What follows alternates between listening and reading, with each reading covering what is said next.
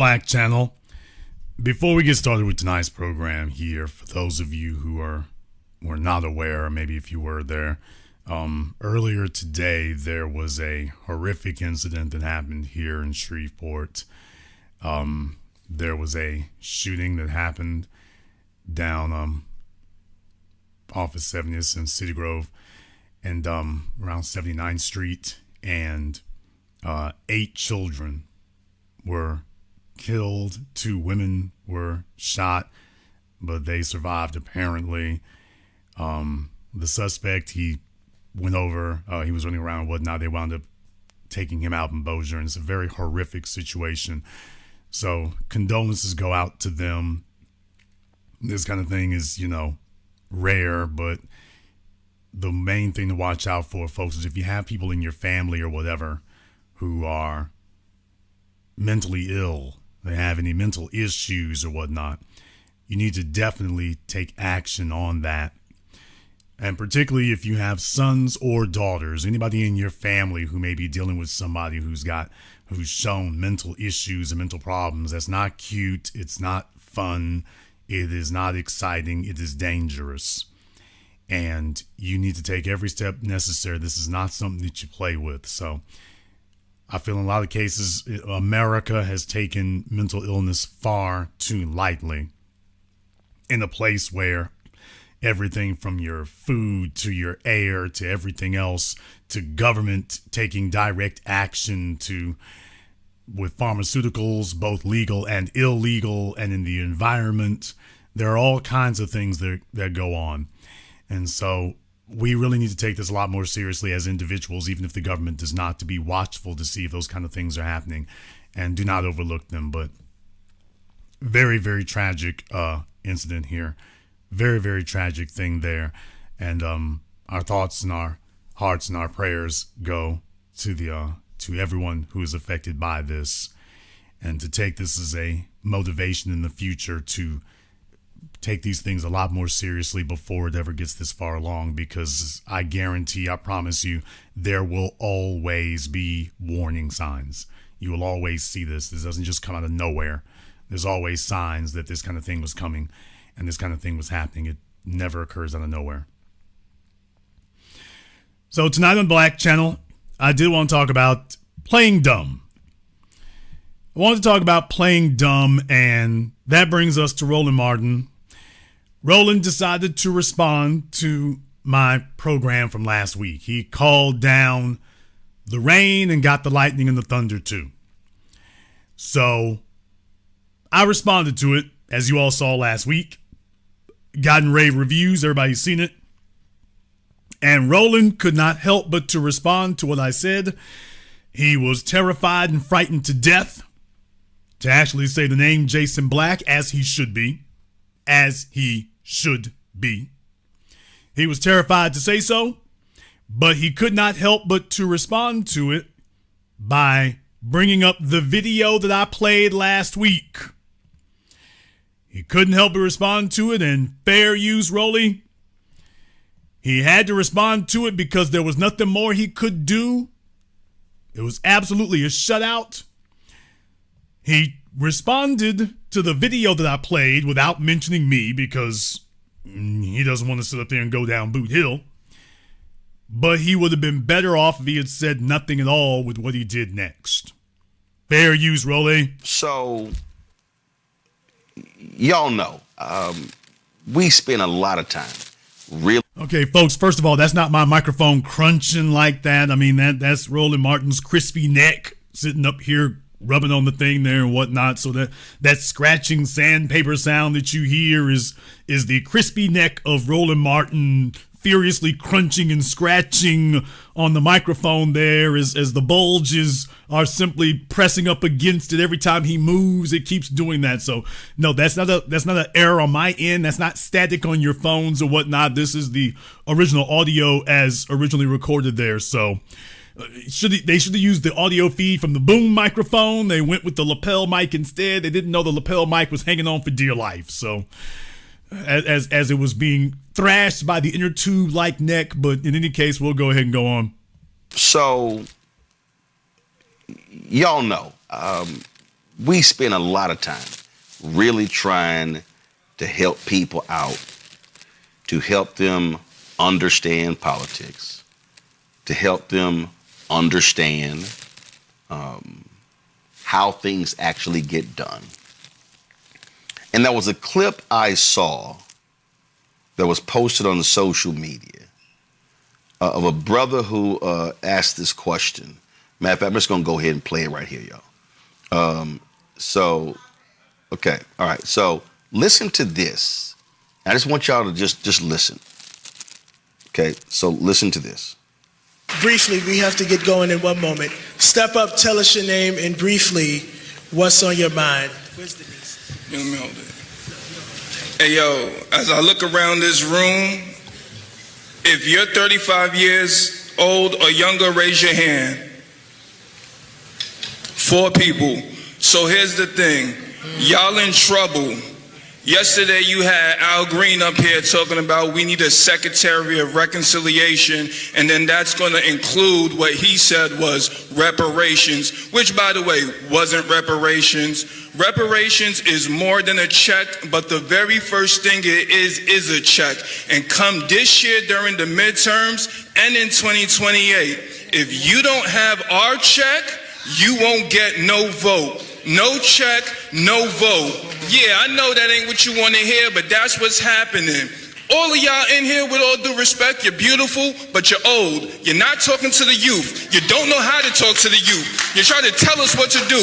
We're not having it no more. So if you want our vote, you got to come with our paper. We're not scared of Trump. We're not scared of anybody.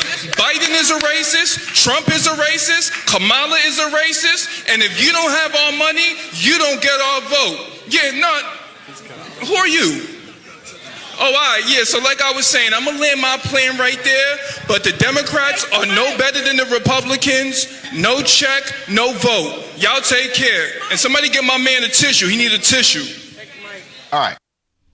And a slogan was not born. As you all know, we created that phrase here, starting with cut the check, and everybody after that, no check, no vote. So I won't say a phrase was born, it was already born, but now a phrase is popularized. So shout out to that brother, Melrose Mike. Shout out to that. Al Sharpton and them, they were on the ropes. They weren't ready for it. When it is articulated clean, crisply, and concisely, this was a home run. This was a snippet made for the internet. The brother did a fantastic job, and everyone else study this. This is all you have to say. This is all you have to do. Now, the problem is that when you do that, now they're going to try to cloudy the issue. What you all just heard there, a 4-year-old can understand that. And yet, Roland Martin claims he doesn't understand. Now, of course, it isn't because he doesn't understand. It is because what he said, this isn't what you want to hear. You don't want to hear that this is what we want. So what you're going to attempt to do is change the subject. And now you're going to claim that, well, I mean, we want to, maybe we can do that, but how do we do it? I mean, what exactly is it you want? He just told you what we want. Well, I mean, how do we do that? I mean, what exactly is that? So after Roland plays this is what happens next. So I saw that, and a couple of people actually posted that on their Instagram accounts. And I've asked a very basic question.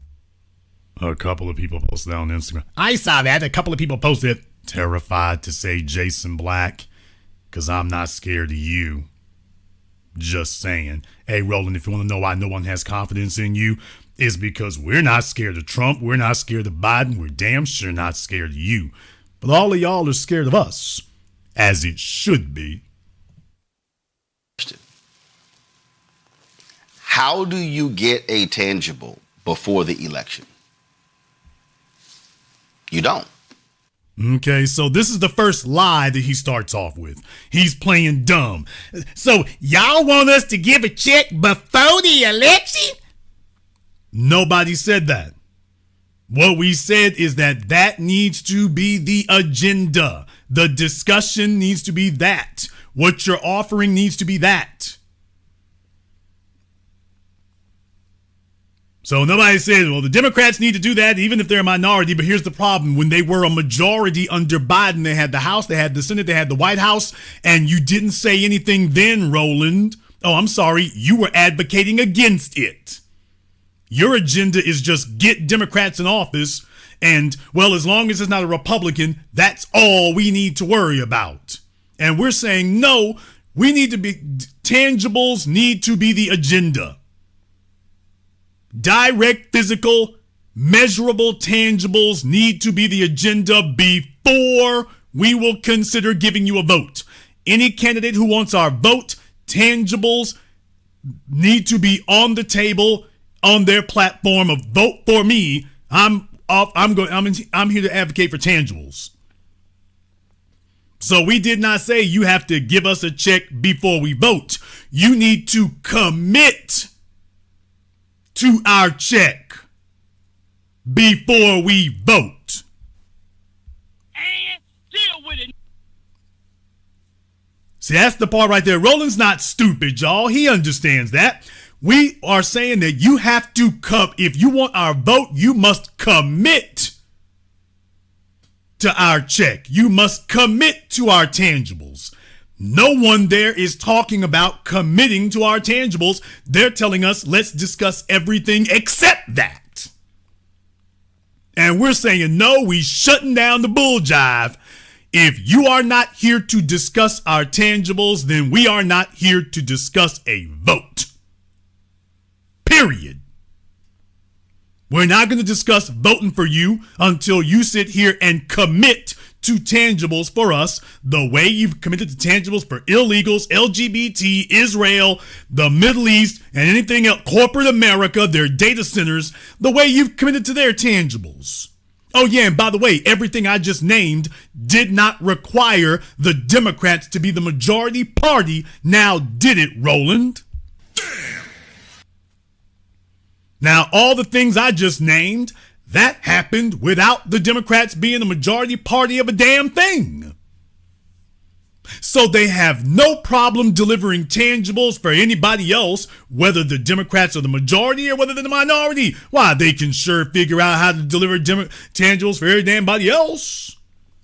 All over California, it's enshrined in law. Illinois, enshrined in law. New York, enshrined in law. Then we show up, pockets on E, man, pockets flat. So we're not just talking about nationally bowling ball, but you already know this too. Like I said, folks, that's why he got real soft in the voice and he getting real meek. He already knows all of this. He's desperately trying to change the subject because you've nailed him down. He never thought that this would blow up in his face nationally, and you can't avoid it. At the local level, the state level, you got all these blue states, and Roland can't name a single blue state that has committed to our tangibles yet, and yet Roland will be telling us to vote for Democrats at the state level. We covered that last week. Y'all need to vote for Democrats for governor. And these are solid blue states where the Republicans don't run anything. The Democrats have super majorities. And in these solid blue states where Democrats have super majorities, our check ain't on the agenda there either. Roland says nothing about that. He won't bring that one up. It's okay. How about the solid blue states where they're giving checks to every damn body else? What's your excuse there, Rolly? While he's still demanding that we vote for Democrats in the solid blue states too. So he always has an excuse everywhere. There's always an excuse for why you need to vote for Democrats and get nothing. You'll vote and get nothing. Well, you've gotten what you need. They're not Trump. And that's because, of course, Bowling Ball has got his check. So he's telling all of us, screw getting yours, he got his. And now he just sounds real trash and real lame and real squeaky voice. And what do you expect him to do? We expect them to do what they did for you. They cut your check. So if they will not sit at a table and commit that this is the agenda, we are committing to your check. Okay, if you're not going to commit to our check before we vote for you, we'd be a damn fool to think that you're going to do anything for us afterward, and that's exactly what has occurred. So if you cannot make yourselves the advocates and spokespeople for our vote, our check, our interests before we vote, then there ain't nothing to talk about. Once again, people, he already knows this. He just got caught flat-footed, couldn't escape it. And then all of a sudden, you expecting to do something before they get elected? No, we expect them to commit to our check before they get elected, just like they're committing to all these other people before they get elected. So yes, they need to commit to our check before they get elected.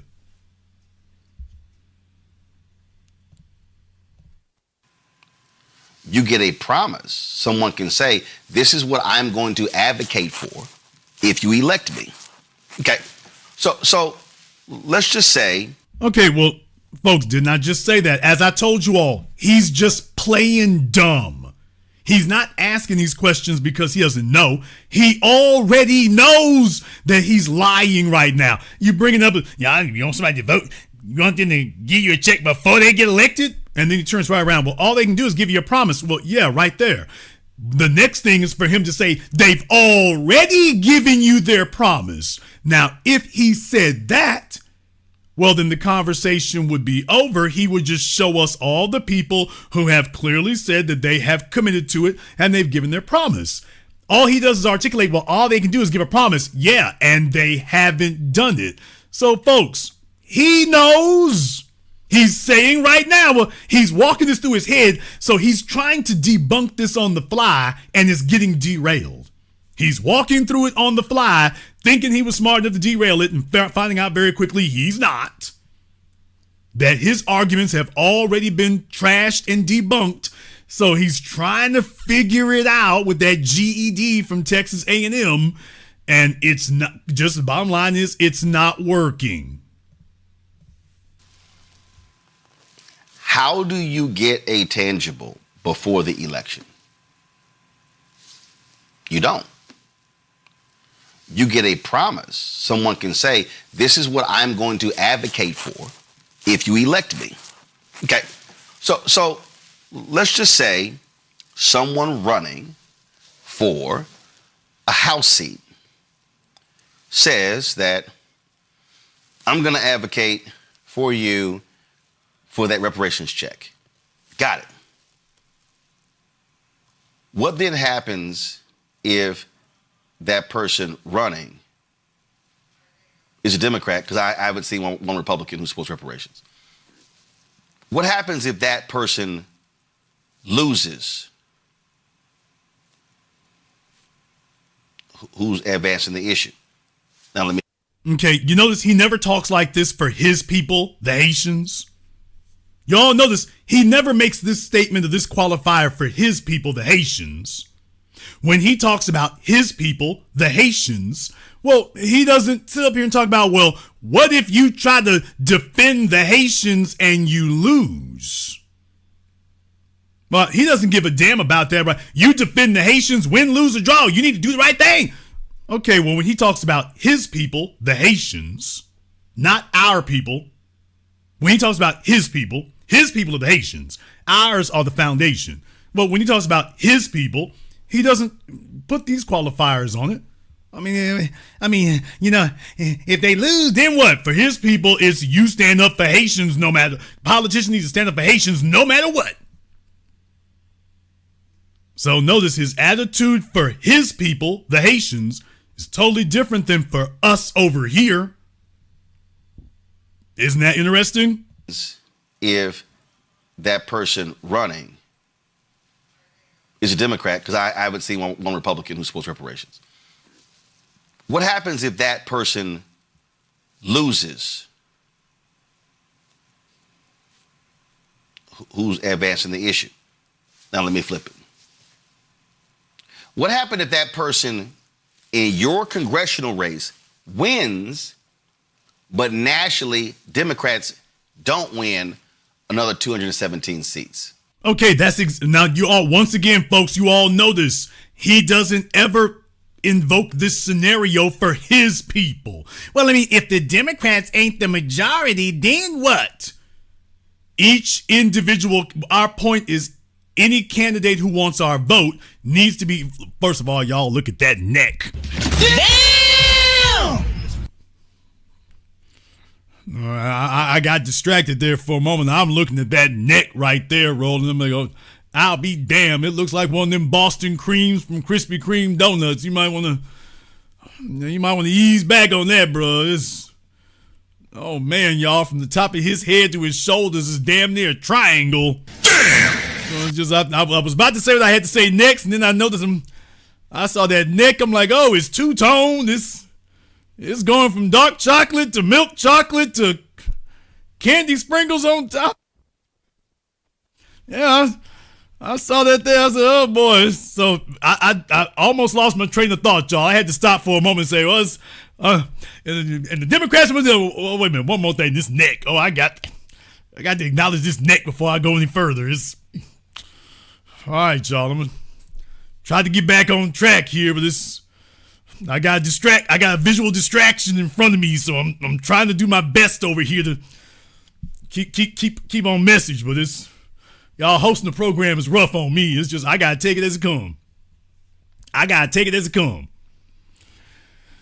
So yeah, what he's sitting up here telling you is that, okay, if they advocate for you, our point is win, lose, or draw.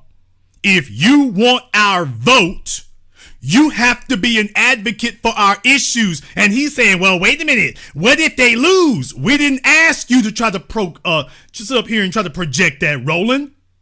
You get your ass out there and you advocate for us, win, lose, or draw. And once again, folks, notice Roland never talks like this for his people, the Haitians. For Roland and his fellow Haitians, he doesn't invoke this qualifier. The Democrat who's running needs to stand up to protect the Haitians, win, lose, or draw. He doesn't talk about, well, what about locally? What about nationally? What about a seat in California? What about one in Maine? What if they lose down there in Colorado? He doesn't say none of that garbage. If you are running, he expects you to stand up for his people. Haitians everywhere. Not even supposed to be on the soil, but that's his focus. He doesn't say, well, you can stick up for Haitians if you win, and if the Democrats are the majority nationally. He says if it's an election year, you stand up for Haiti. What about America, Roland? Damn America. Haiti first. Okay. So in any case, once again, y'all, he's not stupid. He's just hoping. This is really a cynical ploy on his part. He's hoping that the average person listening, and most of his audience are geriatrics, that's them, that you don't understand what he's saying.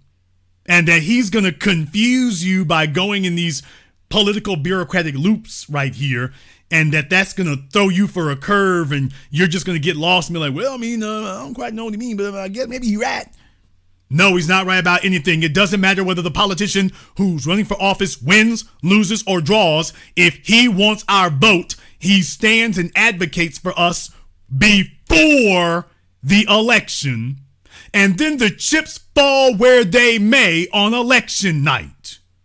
I don't know if you will win if you advocate for us. I do know that you will not get our support if you don't.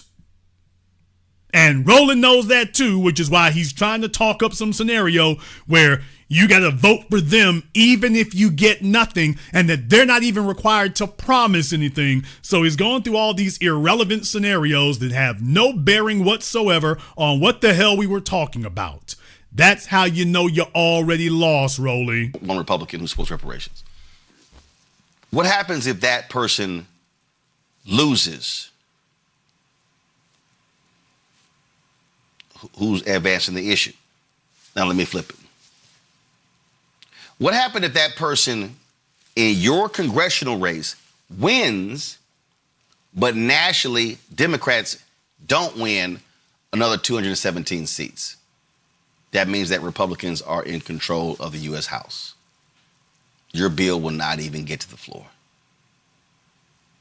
Okay. Let's say your person wins, and let's say Democrats win a majority of the House seats. Got it. You're going to need 218 people. So your person may say, power to the people, I support this. But you're going to need 217 more votes. And the other 217 votes don't come from all black districts or majority black districts. They don't. Okay. So what is he saying, folks? I mean, he's going through all this damn tether babble. So what he's telling us is, well, I mean, you know, you ain't got the numbers, and everybody else is your fellow Democrat members are not black, so they don't agree with this. Okay, so we just don't advocate for us at all? Well, you shouldn't demand that these people advocate for you, because what he's telling you all is the same thing they've always said. Well, what you want isn't popular. You look here, you Duck Donuts built bastard. We don't give a damn about what's popular with every damn body. We've never been popular. We didn't get the Civil Rights Act or the Voting Rights Act or desegregation because we were popular. We got it in spite of being unpopular. Once again, folks, you never hear him talk like this about the illegals. He got his big bug-eyed ass up here advocating for them every damn year. Non-citizens, trashing the environment, shouldn't even be here, and he advocates for them regardless. He never says that they're unpopular and nobody wants them and that they're criminal and shouldn't even be here. He advocates for his people, the illegals from Haiti. He advocates for his people all the time. He never brings up that they're as popular as herpes. He never says that. But when talking to our people, here the Democrat carpetbagger comes over here talking to us and our people, and all of a sudden, well, you know, I mean, it ain't popular, and, you know, the rest of the party, I mean, they ain't black, so, I mean, the white folk, he didn't want to come out and say the white folk, and they our white Democrat brothers that I want you to vote for, they don't support reparations. He didn't just come out and say that, but that's what he's implying as well. I mean, the rest of them, they ain't like you. I thought we were all Democrats. Well, they ain't black. What's your point? They don't support reparations because we're black? Well, that doesn't sound like a party that we need to support. So, Roland, you're only articulating why we shouldn't vote for them even more. So, it's not the flex he told himself it was. You're not very good at this, Roland. You're not very good at trying to explain away these things. You're not good at it. You're making it worse for yourself with every word you say. You never said these things in front of your people, the Haitians, and he's coming over here trying to tell us y'all need to lower your expectations, and what he's telling us is that it's what we're asking for and demanding is unrealistic. It's unrealistic. This is unrealistic. Okay, well, in that case, there's no point in voting because this is the only thing that we want. There's no reason to vote if we cannot get something we want. Otherwise, we're voting to give you and your people, the Haitians, what they want. Oh, yeah, and you're not demanding that it has to be realistic for your people to get it first. So he's trying to take you through mathematical scenarios. See, y'all are unrealistic. See, it's unrealistic again. Well, can we get all your Haitians together to tell them we need y'all to get your asses on this plane over here so you can get deported because it's unrealistic? And he's not advocating for that. People, I support this. But you're going to need 217 more votes. And the other 217 votes don't come from all black districts or majority black districts. They don't. Okay. Let's say your person wins, and let's say you do get 217 other votes. It now has to go to the United States Senate. You're going to need 60 votes. Right now, Republicans control the Senate. You ain't getting no check. That neck. That damn neck. Oh, nom, nom, nom, nom. I mean, he had to take it back and forth. It was like the teeth on a saw. Just, Jason, you're getting distracted. Nigga, try doing my job over here and see what happens. And I'm hearing it in stereo on these speakers over here. So I'm trying to do my job. Let's say your person wins, and let's say you do get 217 other votes. It now has to go to the United States Senate. You're going to need 60 votes. Right now, Republicans control the Senate. You ain't getting no check. Let's say Democrats win in November. And let's say they have a 51-49 lead, 51-49 majority. They're going to need 9 more votes to get to 60. Can you name me 9 Republicans who are going to support this issue? No, you can't. Okay. Name any issue where 9 Republicans are going to support Democrats, folks.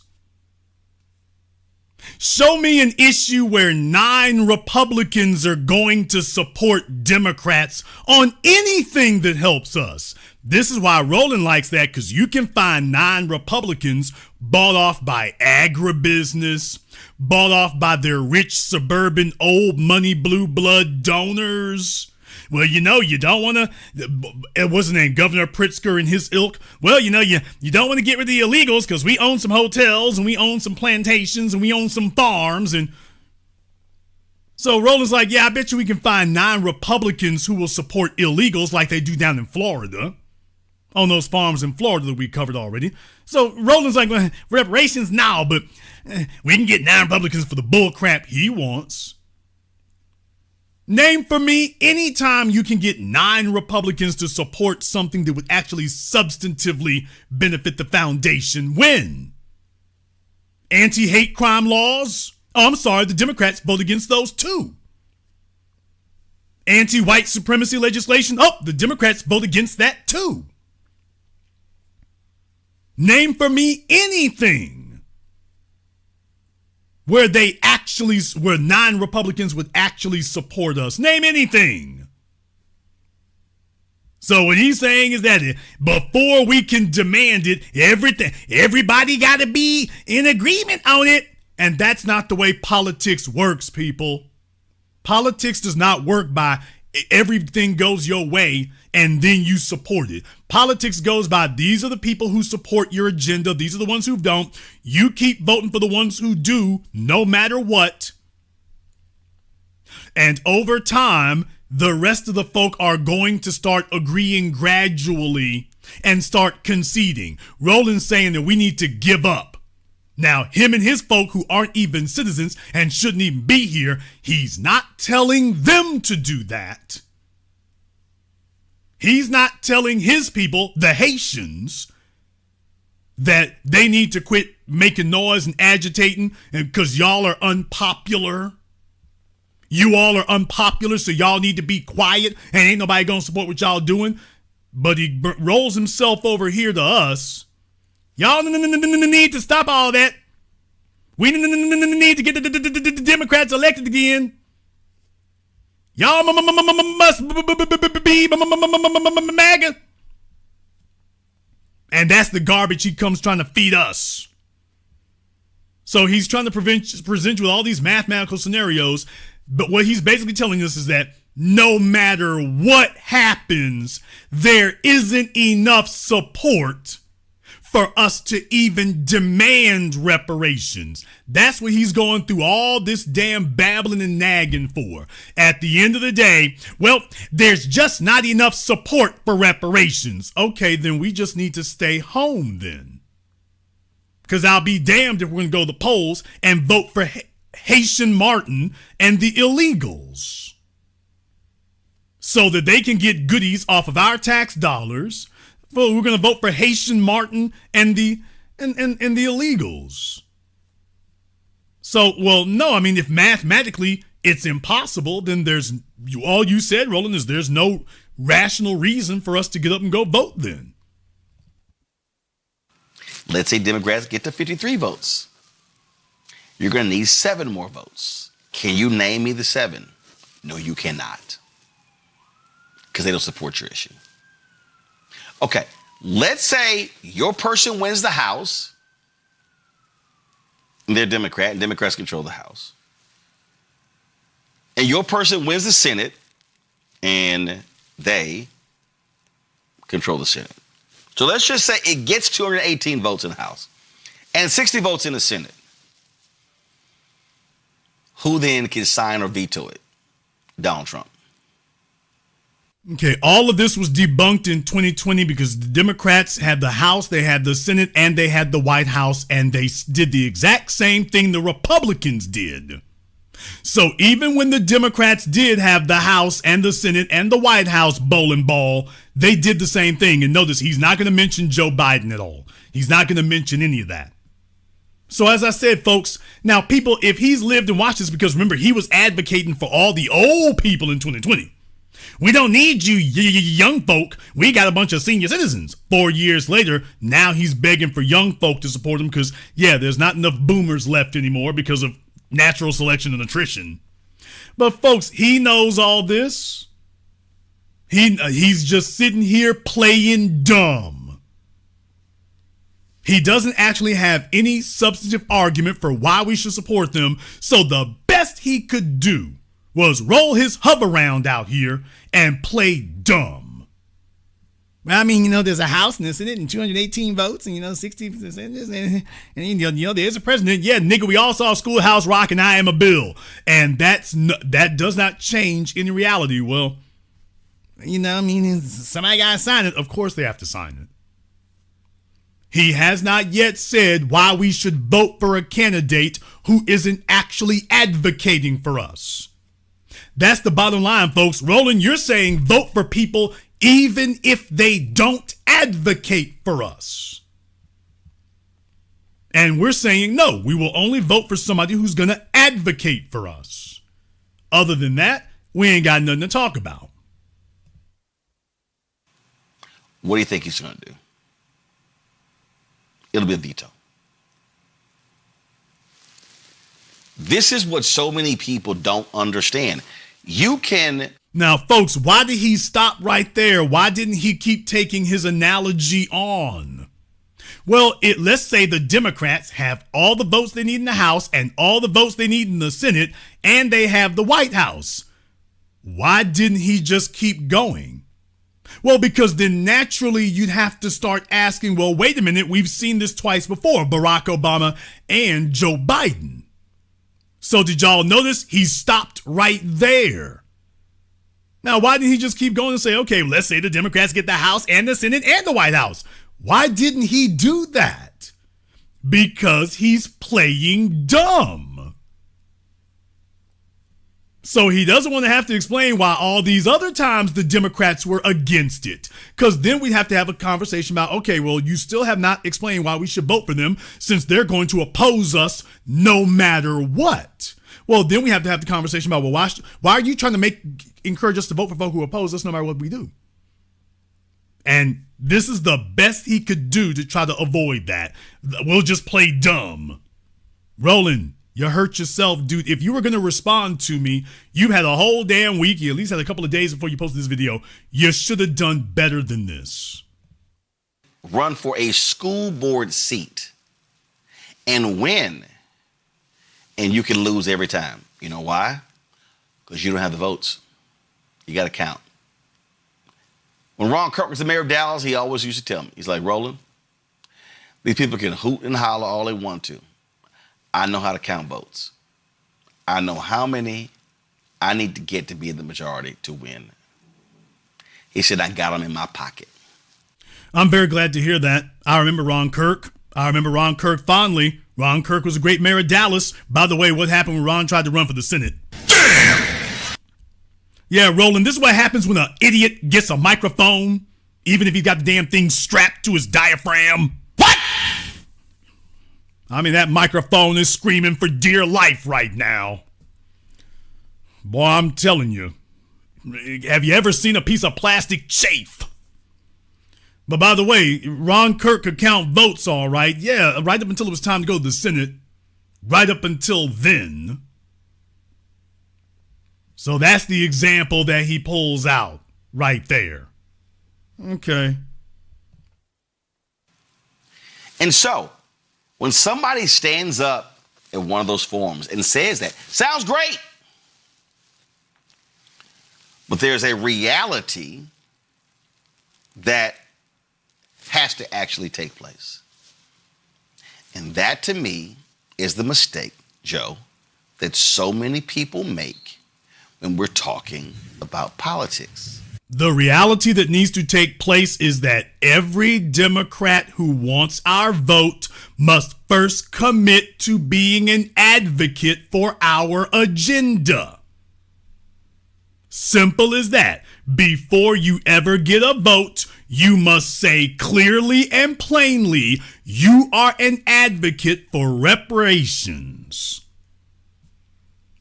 There you go, right there. And you will not say that reparations is a scholarship or any of this other watered down garbage. You're going to give us the illegal alien, Israel, Arab, Asian businesses in New York treatment. You gonna talk with dollars. When you went to Ukraine, not even an American country, not even an American state, you didn't go to Ukraine offering them scholarships. You went to Ukraine giving them money and guns. You didn't go to Israel offering scholarships. You giving Israel money and guns. They come to us and, well, hey, little niggas that we've been stepping on now for centuries. Here's this. We can look at a scholarship. And these old corrupt HBCUs. Yeah, ain't nothing for you, though. Now, for everybody else, hey, Asians need a check. We got one right here for you. Hey, illegal aliens, you ain't even supposed to be in the damn country. Come on over here. Got a check for you. We show up, man. Sit y'all niggas down. Don't you know we ain't got enough votes for this? Well, how'd you get money for the illegals over there? Man, shut up. Shut your ass up and vote. Okay, I'll vote right after you explain to me how you found money for them illegals and Roland Martin's people, the Haitians. I'll vote for you right after you explain how you found money for them and then telling me you ain't got nothing. Why don't you go wherever in the hell you found that money you gave to Roland Martin's people, the Haitians? Go get that from them. Go get back over there and go get my damn money and bring it back over here. And then we will discuss a vote for you. But you're not going to get our vote while telling us what you can't do, or worse, what you won't do. Which is what Roland is advocating for. What you won't do.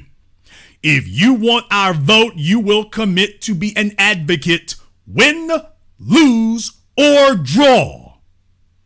Now, see if Roland ever responds to that point right there.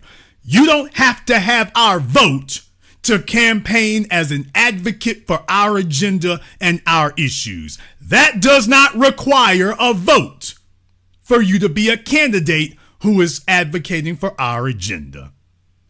And why would anyone get up on YouTube and get a YouTube program telling us that we shouldn't demand that you be an advocate for us before you can get our vote?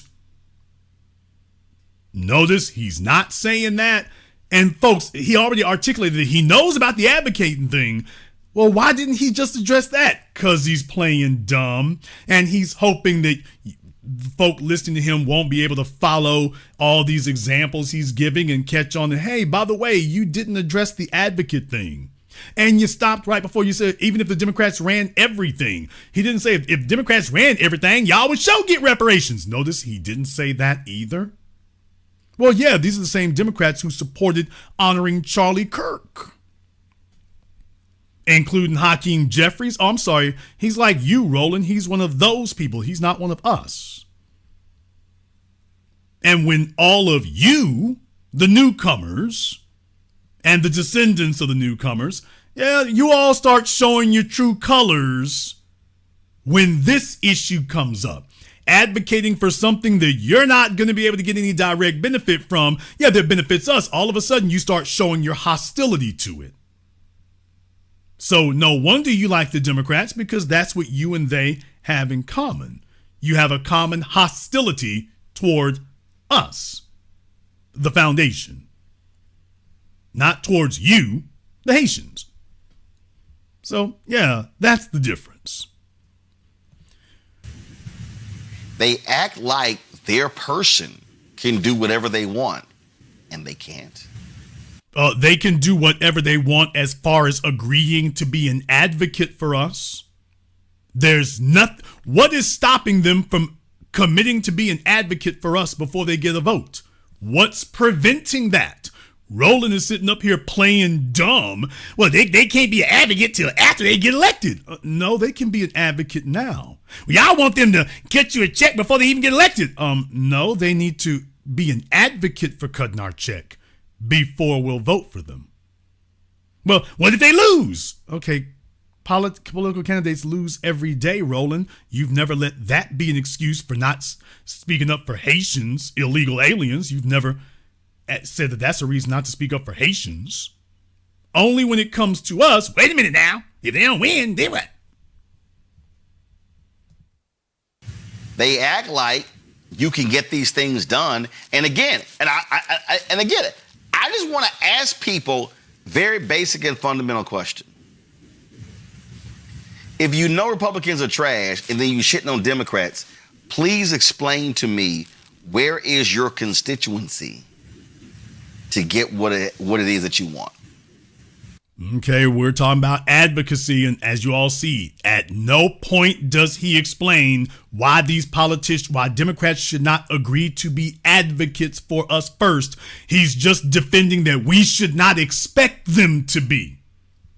So, what are y'all expecting to get if you don't vote for them? The same thing that we're getting right now, voting for them. So we're like, okay, until they agree to be advocates, no voting. And who got a problem with that? Haitian Martin. Haitian Martin has a problem with it. I'll wait. And Joe, that's why Schoolhouse Rock 2.0 is so important. When they played that, how do you make a bill? Yeah, I'm just a bill. We just gotta be. Okay, Roland, in your case, it would be, how do I make a burger? Welcome to Good Burger, home of the Good Burger. Can I take your order? Don't you worry about bills. You worry about them fries over there and some nuggets. That's what you worry about. In any case here, like I say, he's got a group of suspects up here of suspect background and whatnot. So that's what he tends to have there. This was the best response that he could come up with, folks. This was the best he could do. You got real issues. You got real trouble, Roland. You are really panicking. This was your moment and your opportunity to finally debunk everything we had to say. And the best you could do was to play stupid at a time where you can't afford to play dumb. You can't afford to play to be an idiot right now. You need to speak directly to our issues. And if you can debunk it, you need to get straight to doing that.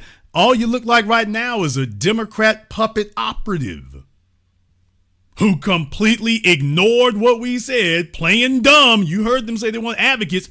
You want folk to vote for to give you a check before they get elected. Don't you know basic civics? This is like the folk who are running around talking about, what is this FBA thing? What? I don't understand. When you say that you're FBA, what does that mean? Everybody and their mama was playing dumb about that. I don't understand. What is this FBA? What is an FBA? What is being an FBA? They weren't ignorant, folks. They were just playing dumb. They understood what it was. They knew what it was from the very beginning. They've always known what it was from the very beginning. You notice once you had Tucker Carlson and other folks acknowledge it, all of a sudden what is FBA? All those folks shut up all at the same time, people. All at the same time. What does that tell you? Oh, you were all just playing stupid. You weren't playing dumb because you didn't know. You were playing dumb because you were hoping that we didn't know. And then you realize that we did, and the best that you could do in your pathetic state is just pretend, or just keep acting dumb with them. What is this FBA? Is FBA a group? Is FBA a corporation? This FBA what is FBA? Is it a group? Is it a nonprofit? Is it a corporation? It's a lineage. You already know that. Yeah, but I mean, but I don't understand. I mean, this group, FBA is a group. Now, all of a sudden, nobody's talking like that. Yeah, this is what Haitian Roland Martin and his kind do. We'll just play stupid. We'll just play dumb. Oh, you want to check? Well, you can't get it that way. Let me give you a civics lesson. What about our advocates? I don't know about our advocates, but you got to elect somebody first. So this is the same playbook that they use everywhere. He is not ignorant, people. He knows every single word I'm saying tonight. He's just playing dumb. He's just playing dumb. Said about there not being more young people in the audience, he's right. But the data also tells me this. The people that actually vote at the highest are people 65 older. Oh my God, bro. Oh, hell no, man.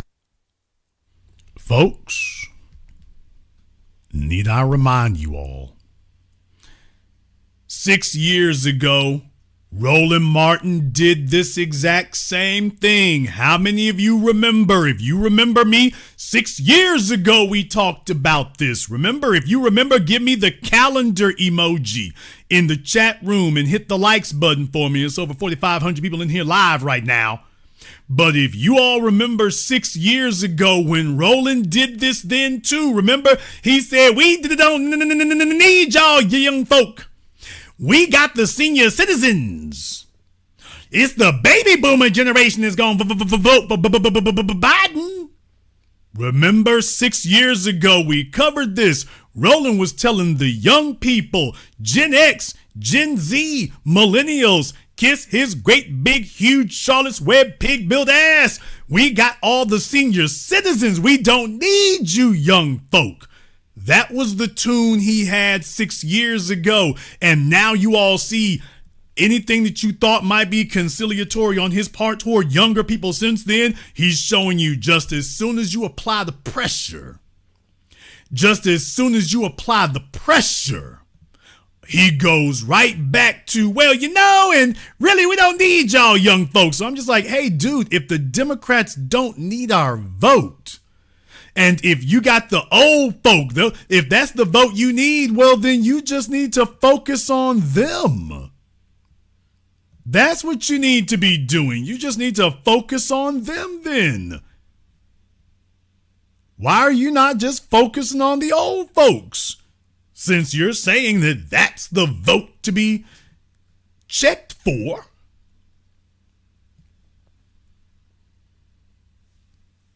We'll just focus on them. So I wanted to remind you all that he hasn't changed. He's right back to it. He doesn't give a damn who it is, even if they're illegal aliens. He wants the Democrats to win because him and his people. So he doesn't give a damn. And by the way, what he's also telling you is that what I told you all when we talk about delineation, that also means from the old niggas. Because Roland Martin is letting you know that they are firmly loyal to the Democrats because they've already gotten everything they were going to get. Now, the only thing they vote for now is prescription pills. We're talking about empowerment, and what he's letting you know is the old folk don't give a damn about empowerment. If it's not something being sold on a commercial that airs during The Price is Right, they're not concerned about it. So if it's not Colonial Penn or Metamucil, they're not really voting for that. So he's just letting you all know that he hasn't changed. He's just here to tell the young folk, you don't need anything. Don't worry about voting for anything. And besides, the old folk got this. Well, damn it, Roland, get to the damn nursing homes and get to the hospices and get as many of them signed up as you can, Roland. That you're wasting time over here, dude. You need to be over there getting them all signed up. Do something with it. And here's the deal, Winconi. What the brother said about there not being more young people in the audience, He's right. But the data also tells me this. The people that actually vote at the highest are people 65 older. The people We know that, but people who vote the least are 18-35.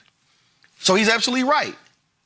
Is he right about how we need to be engaging with young voters? He's absolutely right. But we also need people, regardless of their age, to understand how politics works. And the reality is, if you do not have the votes, if you do not have the power, if you do, you talk about House, who controls the House, who controls the Senate, Dems or Republicans. Okay, fine. Take politics out of it. Take party out of it. If you have a school board and you got 9 people and it's 3 of y'all who are supporting something and 6 against, that's simple math. You lose. No, we don't lose if we got the 3 elected. We're not here to talk about an entire school board. This is about individual candidates. If you want our vote, you have to back our agenda. Well, I mean, you got to get Democrats to take the whole school board. Okay, but he's already conceded. Well, even if they don't want, even if you get voting for people who don't want your agenda, they just need to be Democrats. There is no sense in voting for any candidate who does not support your agenda. Sometimes you're in the majority on something, sometimes you're in the minority, but you should never vote for somebody who tells you flat out to your face, I'm not supporting your agenda. So if there's 9 school board members and all we got is 3, then we will support the 3 we have. We're not going to support the other 6. Once again, he already knows that's our position. He's just playing dumb because he's trying to figure out, now, how do I get y'all and talk y'all into voting for the other 6, even if they're going to do nothing for you? Because he's already in the discussion, okay, only 3 actually support us. Then those are the only 3 that we will vote for. Well, what about the other 6? Don't we need a majority? Well, I mean, what good is having a majority in name only if the majority is still hostile to us? Why should I don't want to vote for a Republican or a Democrat who's hostile to my agenda. So bring me a candidate who advocates for me. Anybody else, well, I guess they'll just be in the majority, but I'm not going to vote for someone who's going to get in office and then actively work against me. Which is what Roland's not talking about, because Haitian Martin is like, well, hey, get me and my people they temporary protected status, we good. So once again, folks, Schoolhouse Rock explained all this. He's not dumb. He's just playing dumb. He's just trying to figure out, his Democrat masters sent him out and said, hey, get them niggas back in line, and it's not working. The best he could do was make this long diatribe playing stupid. And for a guy who's already generally regarded as pretty unintelligent to begin with, yeah, Roland, you really couldn't afford to squander this. You need 5. And I spend more time talking to people who somehow believe, Win Cooney, that there's this other thing out there, that there is this other mystical, mythical, political thing that exists in America where you can get stuff passed without Republicans or Democrats or without parties or without the existing political infrastructure. Which nobody said. He already acknowledged at the beginning, well, you want someone gives you promises. Y'all notice he said that real quick, jumped off of it, and never returned to it. He already knows we're talking about you want our vote, you have to advocate for us first. He's not stupid. He's trying to figure out, how do we get you the vote and without requiring us to advocate for you first? And we're saying, no, that's a dead end. That's a non-starter. We are not even going to start discussions if you're telling us, well, support me, even if I'm not going to do anything you ask for. It's like, okay, well, why don't we just keep the Republicans then? So once again, he's not that stupid. He's a lunkhead, don't get me wrong. He's not that dumb. He's only talking like that because he knows, that really just killed it when the guy said that. And what he did was he advocated for, there's old folk. Well, then, Roland, get your ass to Weedy Oaks Retirement Center and get them old folks and sign up as many of them as you can. That's what the hell you need to be doing. Don't tell yourself that you're going to call any hands or call any bluffs over here. Dude, if you did not listen to when the young man told you, we ain't scared of nobody. Biden, Trump, geriatrics, octogenarians, septuagenarians, we ain't scared of nobody. So, dude, if you're going to get a bunch of senior citizens to keep voting for do-nothing Democrats, well, get your big bulbous ass over there on the Tom Joyner cruise ship and get their asses signed up. That's what you do. But don't tell yourself that you're going to threaten us. Well, if y'all don't vote for them, then we'll get these senior citizens to do it. Okay, well, then get your ass over there and get it done. But don't tell yourself you're going to threaten us. Get them to go ahead and vote for the Democrats for the 50th damn time to get nothing. We won't be joining you. But as far as your damn idle threats, no, hell no. Get your ass over there and go get all of them get all of them together on the, y'all know that little, every city got one, the little short senior citizen bus. Okay, we got the short bus for the elementary kids and then the short one for the senior citizens. Damn! Y'all know that one right there, the one that stops. It's got the handicap symbol on the back of it, the extra wide aisles and things. You look up in the windows, a bunch of folk in there. They got seats, but they also got wheelchairs. It's real weird. It's a little shuttle bus. It's got seats, but it's also got wheelchairs. It's got wheelchairs in there, but seats. It's real strange. It's like Doctor Who's time TARDIS. It violates the laws of physics. It's bigger on the inside than it is on the outside. It's just, you look up in there, and it's like a 747 on the inside and on the outside. It's just a little ass shuttle bus, but I'll be damned, they got like 4 aisles up in there. And everybody got their own wheelchairs. This is crazy. So, yeah, dude, Roland, go pile them all up in that thing and go ride them to the polls. Go ahead and do that, but you're not going to sit up here and frighten us and bully us and, the old folk going to vote. Well, then go grab their asses and get their AARP cards and lead them down to the polls, dude.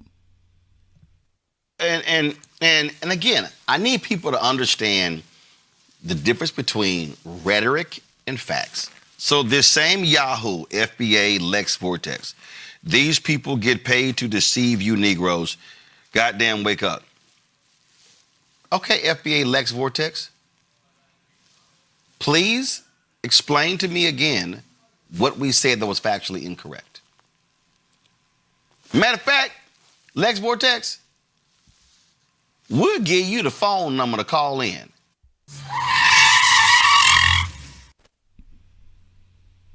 Did somebody say phone number? Say less. I mean, we could have just got right to this part right here. We really could have just cut to the chase right here, bro. And you do a whole lot of bull jiving. We could have just cut to this part right here. If you got a phone number, why did you not offer this up before? And why are you calling out random commenters? Because you're ducking the damn source? Quit ducking this fade. You calling out random commenters for a phone number. Nigga, when's the last time you took a phone number? Do you even still have a phone left? Damn! So now he's offering a phone number to somebody that nobody knows and whatnot. And meanwhile, he's ducking the folk over here who done debunked him and clowned him. So he's hoping for nothing. He better hope I don't get a hold of that fella and that fella call in and I'm saying, okay, as soon as Roland picks up the phone, let me take over from there. As soon as he hears my voice, oh, damn, you ain't Lex. Who let this nigga on the line? Oh, hell. It's just going to be that. So, Roland, brother, if you had it like that right there, we could have been gotten this taken care of. Goddamn, wake up. Okay, FBA Lex Vortex. Please explain to me again what we said that was factually incorrect. Matter of fact, Lex Vortex, We'll give you the phone number to call in. Do you want to get embarrassed? He couldn't possibly be more embarrassed than your neckline is right now with that microphone scratching on your collarbone. What? So, Roland, I hope you ain't talking, brother. It's people, complete and utter total lack of awareness. Complete and total lack of self-awareness. He's talking about folk embarrassing themselves. Nigga, that collarbone is embarrassing you right now, so please stop trying to flex on people and just get to the damn point. You are completely unaware. Just quit trying to do that. Stop that. What we said that was factually incorrect. Matter of fact, Lex Vortex, we'll give you the phone number to call in. Do you want to get embarrassed? Because I will embarrass you publicly. See, this right here is what I'm talking about, y'all. See, I need people watching and listening to understand that there are people who say these things and they use a lot of words. Like you, Roland? And they're very passionate and very emotional. And you're like, yeah, right on. Then you go, but did he or she say anything? Roland, that's the story of your life, basically. Enough of the damn talk. Roland, text me the number. Email me the number, Roland. Enough damn talk. Drop the digits. Stop sitting up here advocating the randos in comment sections. No disrespect to whoever Lex is. No disrespect, but you sitting up here calling him out. Meanwhile, you did this whole damn piece because you were responding to the source over here. Because, yeah, last week we set off the bomb. Oh, yeah, you just quit the damn nonsense. Drop the addy. Drop the digits. You got a phone number you want somebody to go ahead and call up. Look here, the authority will take it from here. The authority will take it from here. Drop the digits. And don't be running scared neither. Y'all go ahead and get a hold of Roland and tell him, look here, since you want somebody to discuss it, drop the damn digits. Drop the digits. Go ahead and drop the digits with the time to call. That's all it needs to be. I'll take care of the rest from there. As a matter of fact, hey, we can pull up. As a matter of fact, we can pull up. And deal with it, nigga. I can call you from right outside your studio. Okay, let me see if Roland will pick up. I'll see if he'll pick up. Hello? This is Roland. Hey, I'm right outside. Who this? This is Jason Black. I don't believe that. Look out the window. This big black machine is parked right next to your 86 Volkswagen Beetle. Hey, you are double parked. You better move. I see you. Double parked. Roland, you're going to pop a blood vessel. Better calm down. So y'all let Roland know, hey, dude, you bull jiving. Tell Roland go ahead and drop the digits. As a matter of fact, if I was there in person, to make sure he can't interrupt me or nothing, because that's not going to happen. At all. However, Roland, you can go ahead and drop the digits. We waiting on you. Hey, folks, if he got a number, what the hell we waiting on? The people want to know. So, folks, if he had a whole damn phone number, why didn't he say this last week? Folks, he called, remember, he called himself calling out B1 last week. Remember? Okay, then why didn't he offer up a number last week? All y'all FBA and B1 and here's a phone number you can call. Okay, well, dude, you could have said that 2 weeks ago. You could have said that 10 days ago, 7 days ago, 5 days ago. Folks, why is he calling out random people in comment sections? Yes, Dirk 5762910. You can call me up here. Meanwhile, he's doing a recorded program, so how they gonna call? Yeah, Roland can hit the, matter of fact, I'll throw up the damn Zoom link now. Roland can go ahead and hit the damn Zoom now. We ain't ducking nothing over here. He wants to get something explained. All he's offering up right now is damn me excuses. But folks, if he really wanted that discussion, why the hell didn't he offer me the phone number a week ago, 2 weeks ago, and just say, here's the number and here's the time? Nigga, I'm gonna sit back, smile, and dial. And that's it. I'm gonna embarrass you.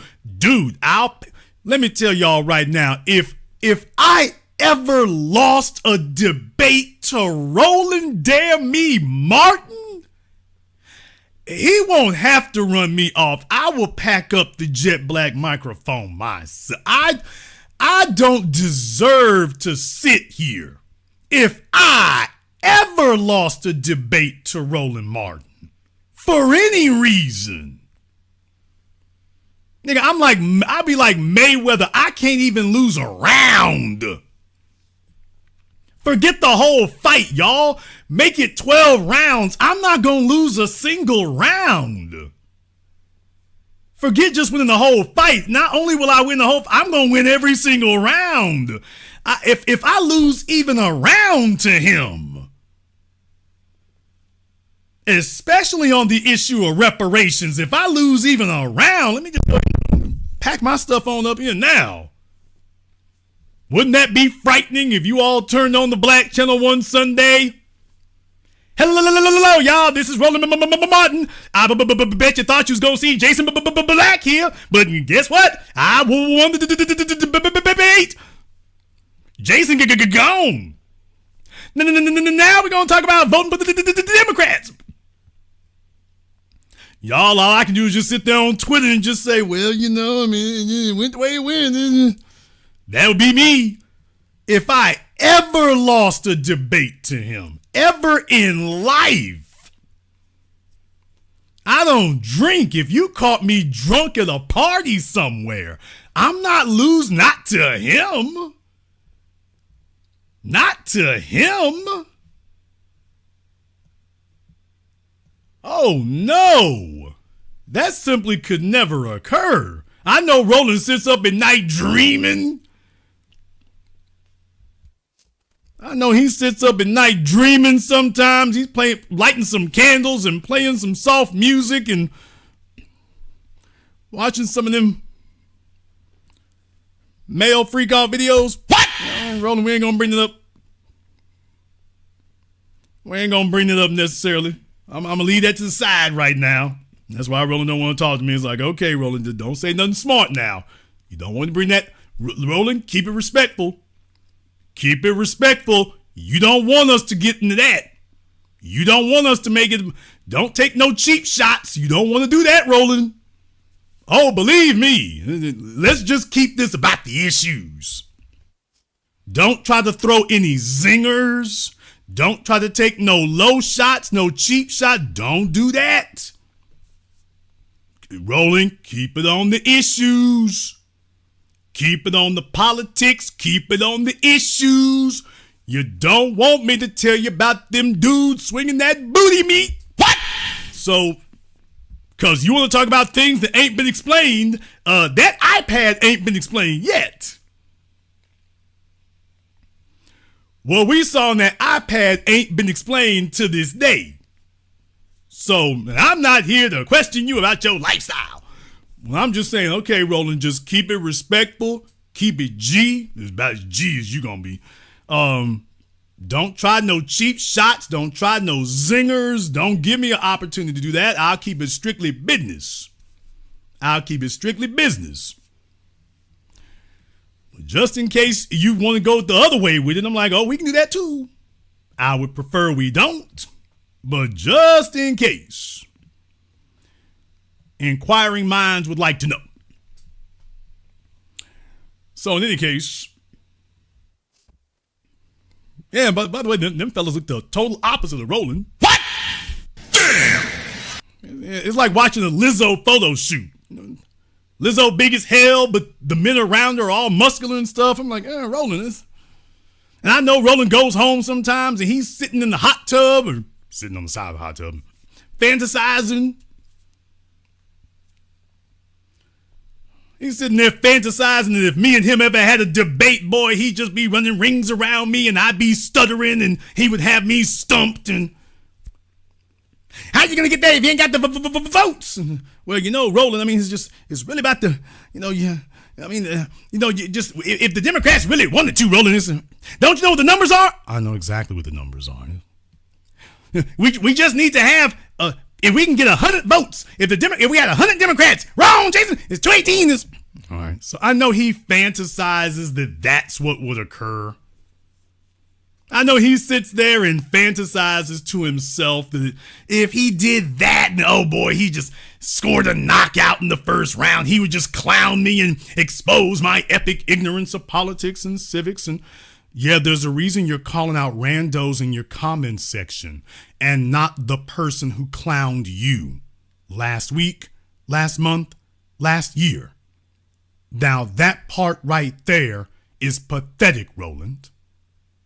If you had a phone number, you should have offered that to me or Tariq or to anybody else. Although it's the flagship of the new black media. The bottom line here is that, dude, if you had a phone number, we could have wrapped this up real quick. So he wants to offer the clown randos, yeah, so he can duck that fade with the folks who are making an ass of him. So Roland, and by the way, even if you did clown one person from your comment section, that doesn't do anything to the source that started this.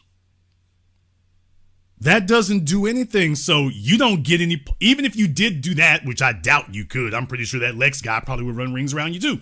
But even if you could, that doesn't get you no points. See, Roland, you're Sarah Palin is who you are. You've already been clowned and debunked and beaten by Katie Couric and Charlie Gibson.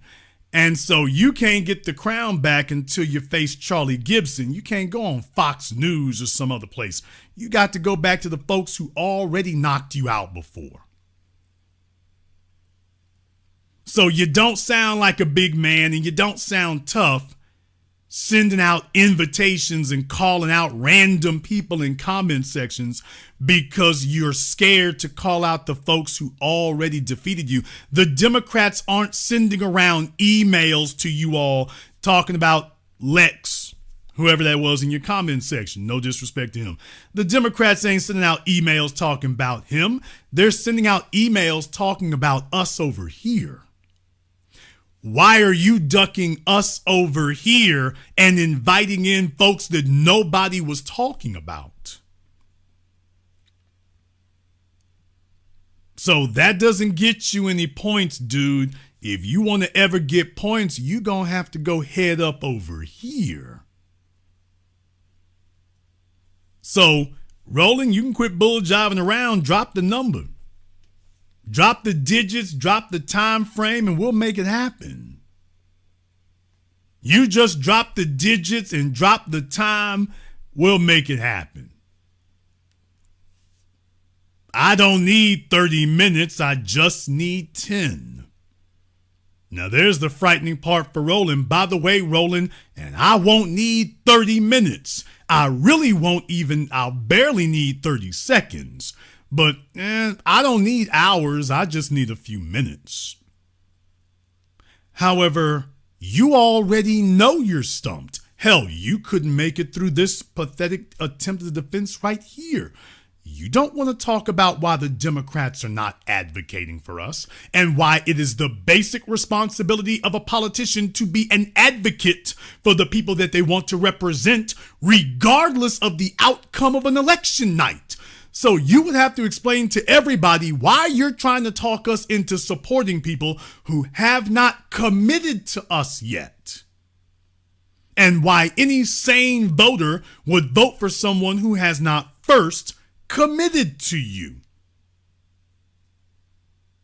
Now, Roland, that's a toss-up right there.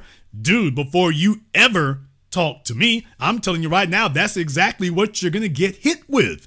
Now, if I tell you this months and years in advance and you still face plant after that, yeah, that's a loss you don't want to see happen.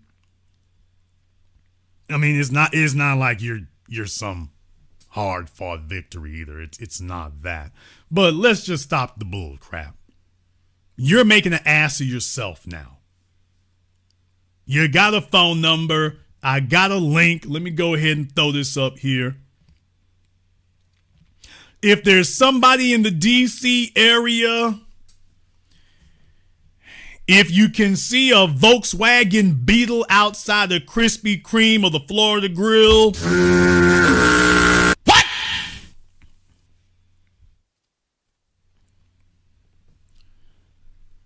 If you see a license plate that says Haiti First, sitting outside the Krispy Kreme or Five Guys in the DC metropolitan area,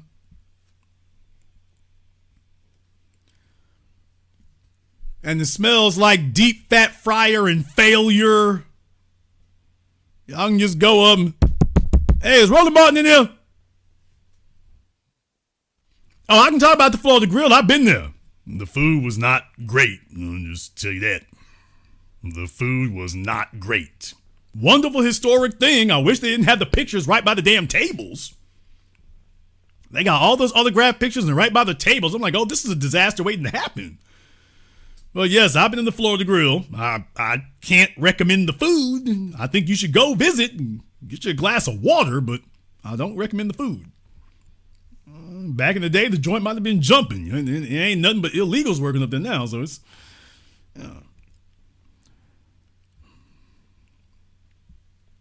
But yeah, y'all, if y'all see a little off-color, banana-colored Volkswagen Beetle, it smells like Uber Eats and failure and lost dreams, that's probably Roland's. So do me a favor, just go up and just poke your head in the window right quick. And it won't be hard to spot him, but poke your head in the window right quick. Go ahead and do that. And let him know, hey, dude, why you stalling? You said there's a phone number to call. Let's go ahead and get it going. But you all understand, I'm not Patrick Bet-David. I'm not a fraud and an imposter. Roland knows that. Roland knows that. And his Democrat masters would be telling him, now, look, Roland, we all know you think you're smart here, but this is not really a good idea. I mean, if he cleans your damn clock, then from here on in, we would have to talk about tangible, so you better avoid that one. So there's a reason why they tell their puppets don't do these things. Folks, Joy Reid, Tiffany Cross, the rest of them, y'all notice they got their big asses bounced off of cable TV? And did you notice that they kept our damn names out their mouths? They're on the internet now, but y'all notice they slick at the mouth about every damn thing in the world except us. Now, they were slick at the mouth about us when they were on cable TV. Now that they're on the internet, y'all notice all of a sudden they done got zip at the lip with all that. Now they don't want to play that game anymore. Now, isn't that interesting? Wouldn't this be the perfect time for Joy Reid to call us out? The so-called Russian bots? Hey, folks, isn't this the moment? If they really believed all that garbage they were saying, then why is it that now they're on the internet, everybody collabs all the damn time? Why is it that they have not simply gone up here and called us out? We could have gotten this all straightened out a long damn time ago. Y'all notice they got their own internet shows, and they're not doing it either.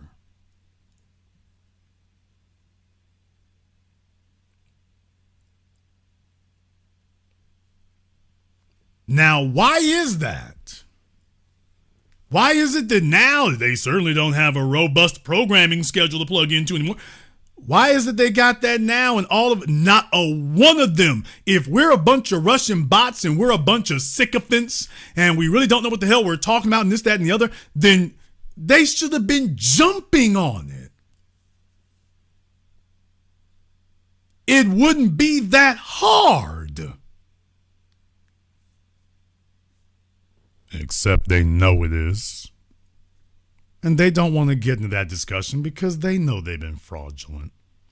So their responsibility is basically to sit up here and stall and beg for time and pretend like they're really serious, and then to make videos like this that insult everybody's intelligence, playing stupid on critical issues. And just understand, Roland, you're doing yourself more violence and more harm with this clown show you just put on than anything I could have said.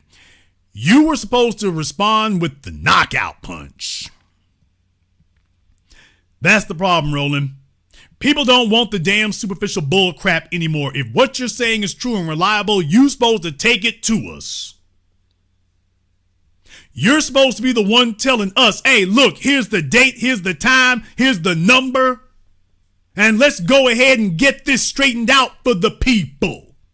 You all are unrealistic. You don't even have a basic knowledge of civics, allegedly. Okay, well then, why don't you go ahead and put us on the public forum here and everybody can see it? And no, Roland, you already know that, no, they would see there's only one ignorant person in the room. Well, if you got your panel with you, it'd be a bunch of them, but no, you know how quickly that would go down.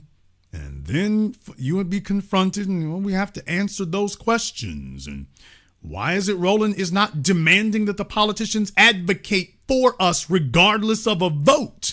Hey, Roland, why are you so against that? Why are you so dead set against it? Why are you so opposed to politicians advocating for us before we make them a candidate?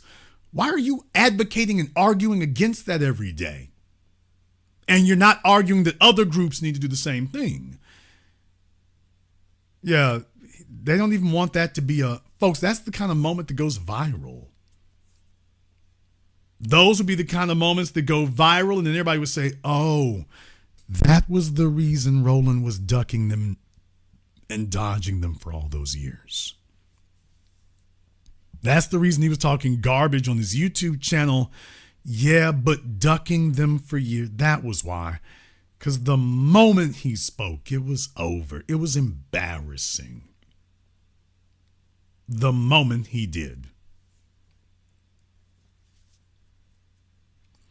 He went on Patrick Bet-David, because Patrick Bet-David is a charlatan and a phony. It doesn't work that way over here. You can't hope and wish your way through this. So, folks, this was Roland Martin responding to me and playing dumb the whole time. He could have made it a moment where he at least substantiated something, and all he really did was play dumb. And in the course of that, he made the situation worse. In the course of doing that, he has now exacerbated the situation by doing a pathetic Bush League embarrassing stunt. Like, hey, somebody in my comment section is like, wait a minute, why are you calling out randos in the comments?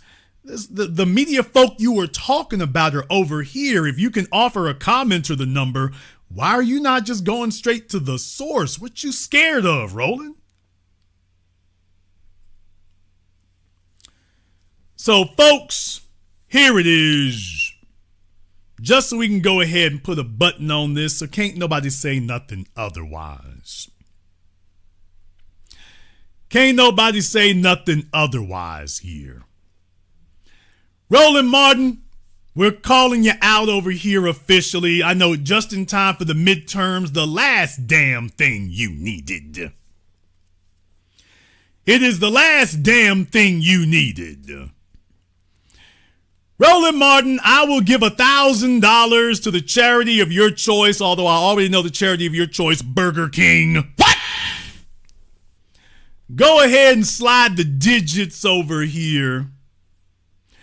We're going to put together 30 minutes for the people. Since you want folks to make a phone call here, why don't you quit ducking and dodging? So, folks, y'all let Roland Martin know. Just go stand outside of your local marble slab. What? Go ahead and do that. Somebody go to your local marble slab in the D.C. area or Red Robin. Go to your local Red Robin in the D.C. Metroplex. And let Roland Martin know that this was ultra pathetic of you. It really was. This is an insult to Texas A&M. This is an insult to your 5th grade teacher. That you would be so scared and scandalous and a scoundrel that you call out random people in the comment section because you are so terrified of what we have to say over here and that you have to advocate against us. And it's like, wait a minute, these guys are actually good at articulating this. And I don't want to do that. Okay, so folks, I'll just go ahead and say that right now. I'll put a stack on it. Roland can slide us the number over here and stop sitting up here hiding behind random commenters. He's offering them a phone number. Well, now you can offer it to me. Now he can offer it to me. And we can see if we can see who actually knows about civics. And we'll see who actually knows the numbers. And we'll see who actually is advocating for our people, or should I say my people, not yours. I can't really advocate for the Haitian position. And I certainly would not advocate for the illegal alien. So that part might be a little disorienting for you, Roland, is that we won't be talking about, I'm not really interested in advocating for Haitians. However, for those of us who are actually lineage citizens, you can go ahead and explain to everybody why we should not demand a candidate for office commit to our agenda before we vote for him. Before we commit to vote for you, are you committing to supporting and being an advocate for our agenda? Now, you know what? There are a couple of folks that's kind of been said about, y'all. There are a couple of folks that's kind of been said about, and I know there's some folks out there who are like, you've been thinking about this, you've been thinking about this, you've been thinking about this. I understand. And I want to touch on that as well. I don't want that to be left behind. I want to touch on that as well. And I'm going to do that. So y'all, the gauntlet has been thrown down. So if somebody works at Uber Eats or Postmates or whatever your local food delivery service is, see if the next time that Roland puts in an order, I figure he'll have one in the next hour. What? Go ahead and slip that note. Go ahead and slip that note in there. Slip that note in there and say, hey, Roland, Jason's throwing down a stack and this will pay for a whole bunch of donuts when you think about it.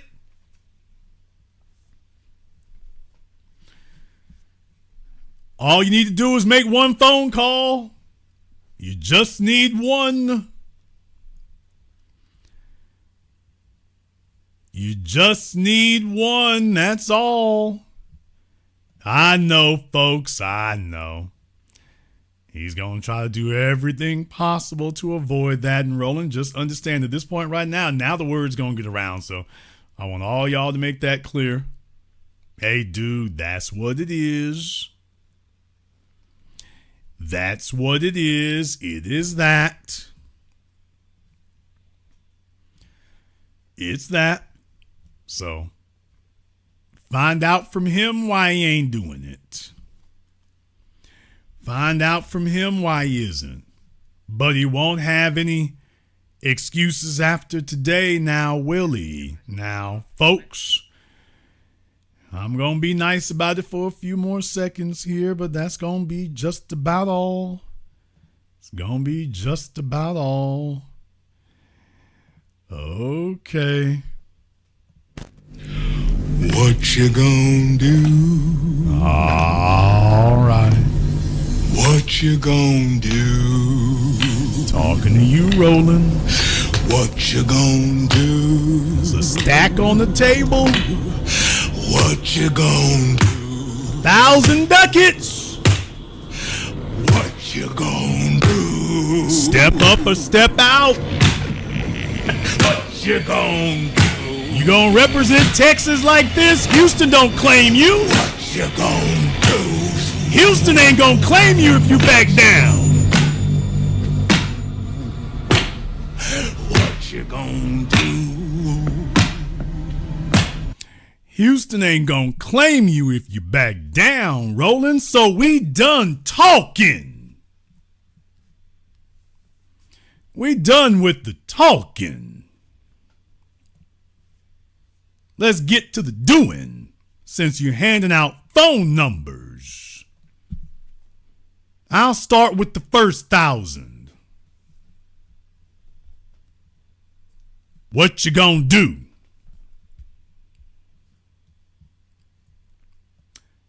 However, there may be some of you here tonight who disagree, who are not in alignment with what you've heard, who may have some specific distinct issues with it, and therefore, as a result, the link to the Zoom for any of you, including Roland the Bowling Ball, are invited to click it. I do not have a call screener. There is no impediment or obstacle between you and me. Anybody and everybody who hits the link can go ahead and show up. The only thing I require is make sure you have your camera and your microphone turned on, just so we don't have any trolling issues. I won't be showing you to the internet, but just how do we keep the trolls out? Just make sure you have your camera and microphone turned on and that you have your lights on.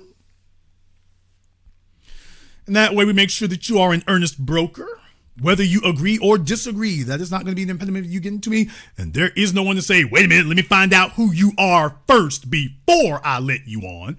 Anybody and everybody. That's the way we've done it forever, Roland, and that's the way honest people do things, which is why you can't do it.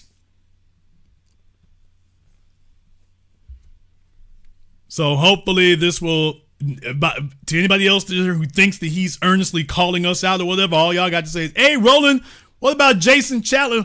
Jason sent out that $1,000 challenge. Roland, what you gonna do? You gonna give him the number? Hey, you still talking garbage. Hey, bro, if you ain't sent the number yet, it's time to shut up. The man done did everything he can do. I'm not here to pay off your trick bill. What? In the meantime here, folks, I want to thank everyone, and I do mean everybody who has contributed to support tonight's program on PayPal, Super Chat, Venmo. Shout out to Grind Time. He said a bus with wheelchairs and they get up and walk. Well, them seniors be wearing us out, don't they? Shout out to Karen. She is the only Karen that we all like here, of course. Appreciate that as well. My man, Mr. Richburg, as always, thank you very much for your support tonight, brother. To Keenan. Yeah, we got folks in here. Melrose Radio. Okay, Melrose, I don't know, is that you? I don't know, was that you at the National Action Network, Melrose? So, Melrose, if that was you, give me a call up on Zoom, Melrose. Melrose, if you were the one who was in that video, call me up. If you're not, don't worry about it. But Melrose Radio, if you're the one who's in that video, feel free to hit me up on Zoom if you can. If you can't, that's cool. But if you can, go ahead and do that. We'll chop it up. Beverly White here, Cyberdyne 100, C. Wilson, Rodney Scott, everybody else on here. Thank you very much. Here's Regis Chapman. There you go, Rita. I thought we ran Rita off for a minute. No, we didn't do that. They sent it strong. All right, we're going to go ahead and take a very brief commercial, non-commercial break. When we come back, y'all, and explain to you about some of these other politicians and some questions that I know you're going to try to ask. And before even the bowling ball can think, okay, I know one thing right here. I got him. Actually, no, you don't. This is the Black Channel. Be the teacher, knowledge on the block. Got the kids learning minds open like a lock. Books and skills from the east to the west. Bringing education, yeah, we're simply the best. Classes on fire, brains burning with desire. Innovation driving like a tire through the mire. Math, science, history, we got the whole range. Kids hitting new heights, teachers making a change. Used to be the teacher, stacking up the grades. Future bright shining, no need for no shades. Got the youth thriving, moving up the ladder. Smart and sharp, brains growing fatter. Lessons so lit, yeah, they stay in a blaze. Every mind sharp like a sword in the haze. Mr. B in the house breaking knowledge chains. Education kingpin, we ripping the games. Used to be the teacher.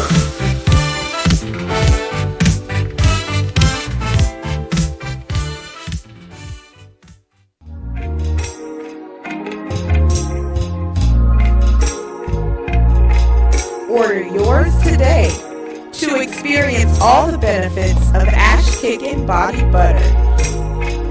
With skin so smooth and soft, you'll thank us for it. Shop Ash Kickin' online. That's ASHKICKIN.com.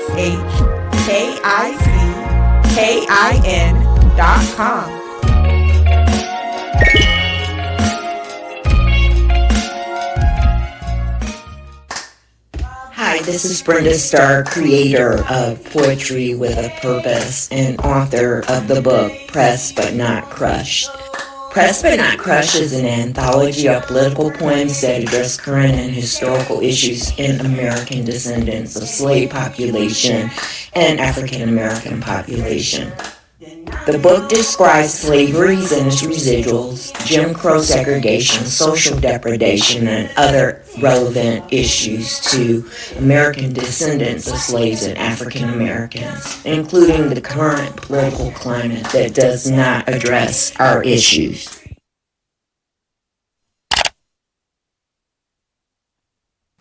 This is the Black Channel. I am your host, your brother, your humble servant, the Black Authority. Very glad to be with you all here this evening.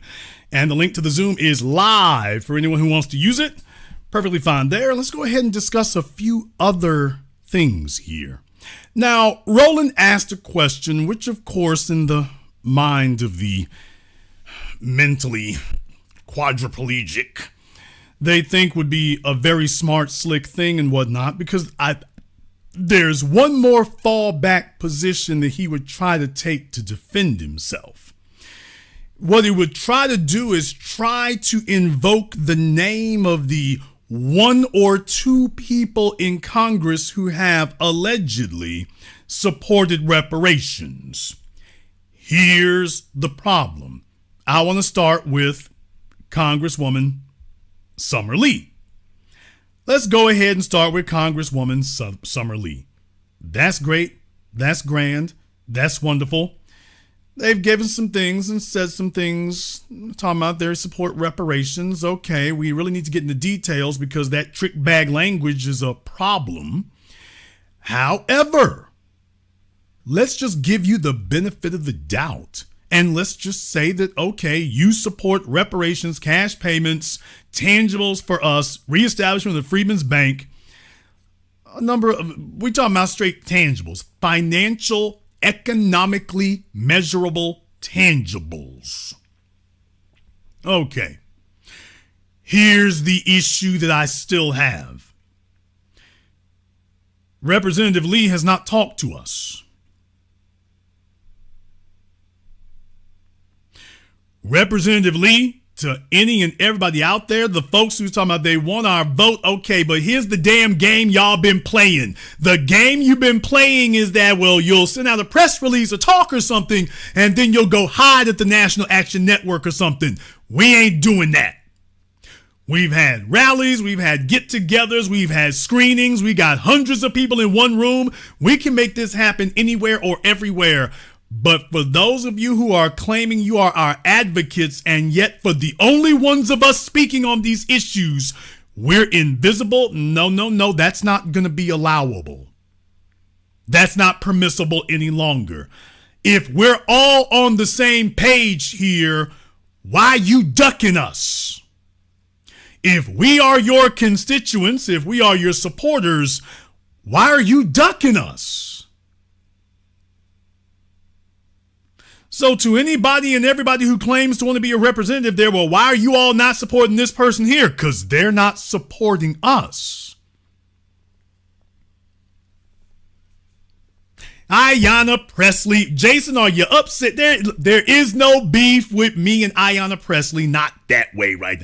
Well, Jason, they took some shots at you. Dude, I'm bigger than that. I'm the biggest, the largest. We ain't gonna start that. But I'm bigger than that. Are you kidding me? Do you think I take that personally? Do you think that I seen real stuff happen? I'm gonna just leave it there. I seen real stuff happen. So that does not sway me one way or the other. I've been called worse names by my first grade teacher. What? Okay, sorry. Second grade teacher. Damn. And I won't even tell you what the fourth grade teacher said. Damn. So if you think I'm going to hold a grudge about what a congressperson said, you ain't been where I've been. You have not been where I've been. So that is not me, people. That is not me. Not at all. That don't really move the needle for me. It really doesn't. I'm focused on issues. I have no ego to inflate or offend. I do, however, have principles and sensibilities. Now you can offend those. But as far as me personally, I don't have an ego to inflate or offend. So if you said something yesterday, okay, that was yesterday. What about today? Especially if we talking business. Sometimes I can deal with one bank. Sometimes I can't. Might get better terms somewhere else. I don't hate your bank because I did not get a loan from you or I didn't get a line of credit from you. It doesn't mean I hate your bank. It's business. Hey, if I get a better deal over here, it's not, I don't hate anything. I'm doing what's in my best interest. I got to do that. As I assume you're doing what's in yours. Okay, well, if we couldn't link up on this, it's not no hate. Maybe we'll link up in the future. We'll see. I'm looking forward to doing more things. This is not going to be my last transaction, so you might have another bite at the apple. It's day by day, people. It is day by day. That's the way we do everything. It's day by day. What I will say, though, is that all these folks who are in Congress or whatever and the Congressional Black Caucus talking trash about us behind our backs, that's not going to be allowed to fly anymore. If you want our support, you're not going to just fling out a press release or a tweet somewhere and we don't get to talk to you about the issues. We don't want you going to go talk to your damn boot-licking puppets. I'm looking at you, D.L. Hughley. And deal with it, nigga. I'm looking at you, Steve Harvey, and the rest of the last kings of comedy, and y'all ain't even the funny ones. Damn! The Democrats want to go talk to the joke. You're talking to the, quote, kings of comedy. Yeah, because the only funny one died. So you're left with the other three. Well, if you can talk to Steve Harvey, let me explain something. If you can talk to Steve Harvey and lose your ass, then what the hell is your excuse for talking to us? You tried that already. You pulled out your big guns. Y'all had damn me Beyonce up there. Y'all talked to Beyonce and Kelly Rowland and Cardi B and Fat Joe and lost.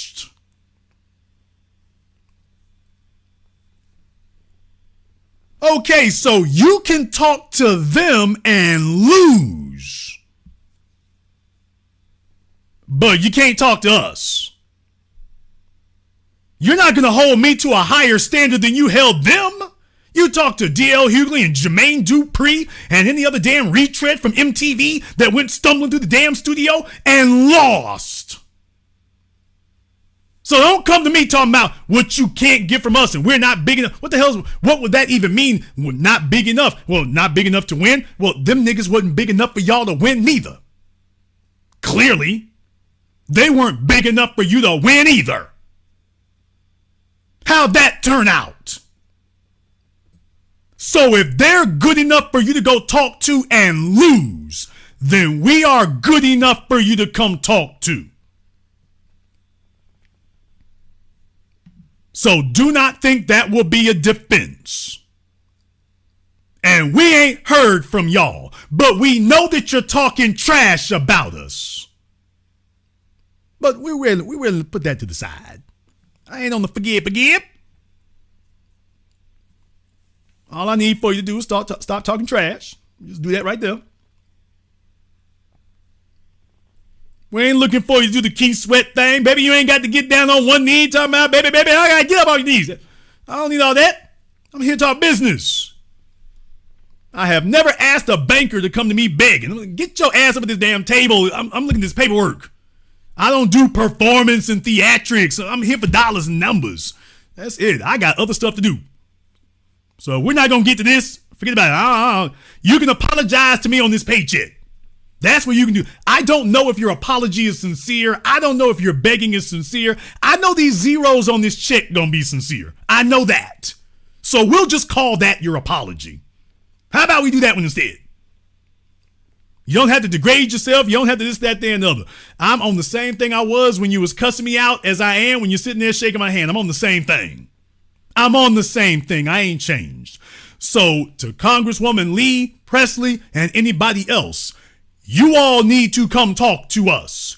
You knew who we were when y'all are sending around your little greasy emails downing us and insulting us. You know who we are when you want to get in touch and talk business. You know where to find us and how to find us. But you've been dodging us and avoiding us. But the fact you're mentioning these issues shows that you know we are influential. Okay, y'all trying to dance around it. And what you all don't understand is that you're not going to just collapse in one election cycle. You're going to bleed out slow over the course of a decade. Because every election we come back, presidential midterm, the numbers of us who are defecting and simply staying home is getting bigger. You're not going to lose by 50% in one swing. You're going to lose 2% over here, 3% over there, another 2% back over here, another 1.5% over there. Like the hands on a clock moving, and then one day you realize, hey, the water was up to your knees, now it's up to your nose. Well, how did that happen? By you pretending and playing dumb, ain't that right, Roland? By playing dumb. And just assuming that this was a temporary aberration and that eventually Trump would do the work for you. That Trump would offend enough people and then everybody would just defect back to you. And then you're going to find out, no, that's not the way that works. So to all these Congress people, we don't believe you. You haven't come to talk to us. So we don't believe you. We don't believe your tweets. We don't believe your press releases because you ain't come to talk to us to put it on the bricks in front of everybody that we're all on the same page about what you mean by reparations and what you mean by you seriously advocating. You ain't come to us to talk to us about that yet.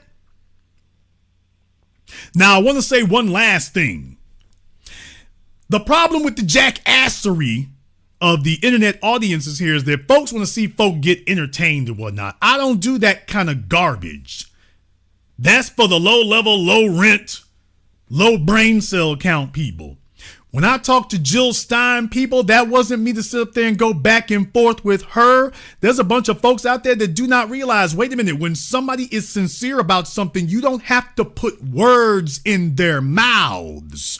You don't have to lead them to quote unquote the right thing to say.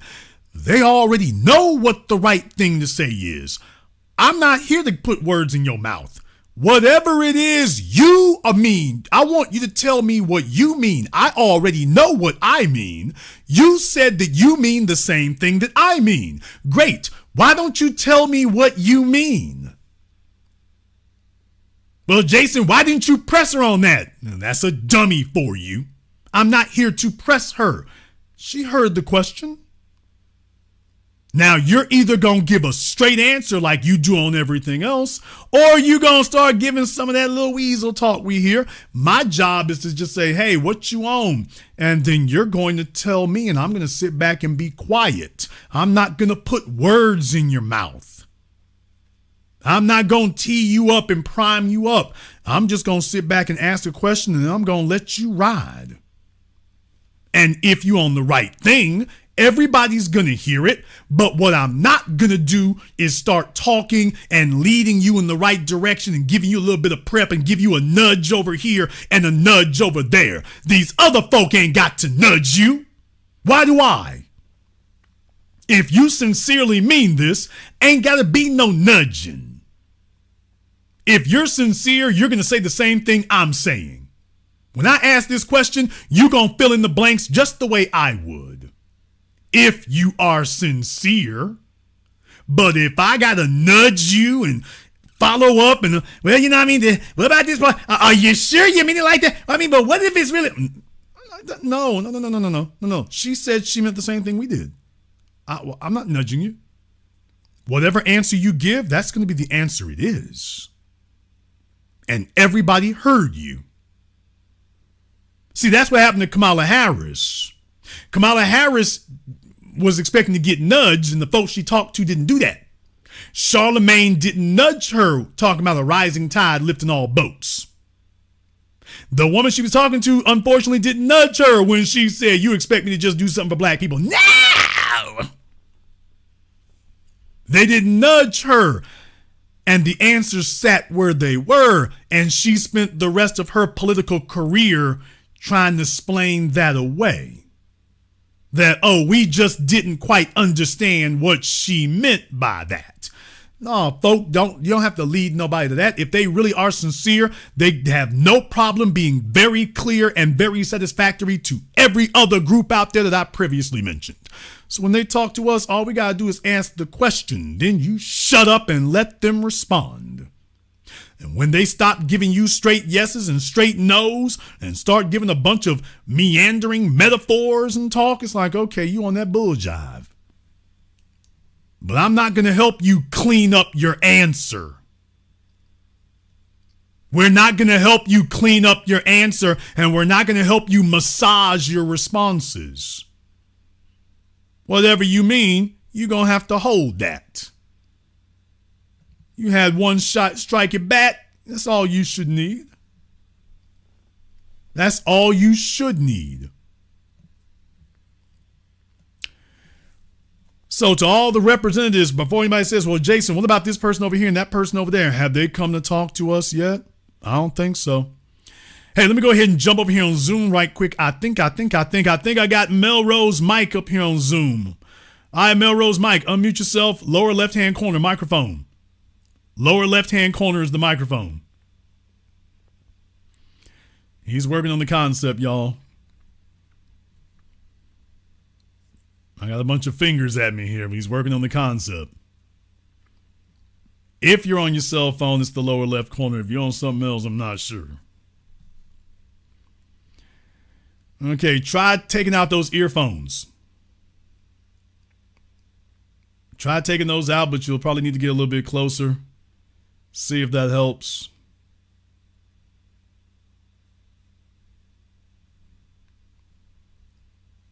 Okay, Mike, I'm not hearing anything here.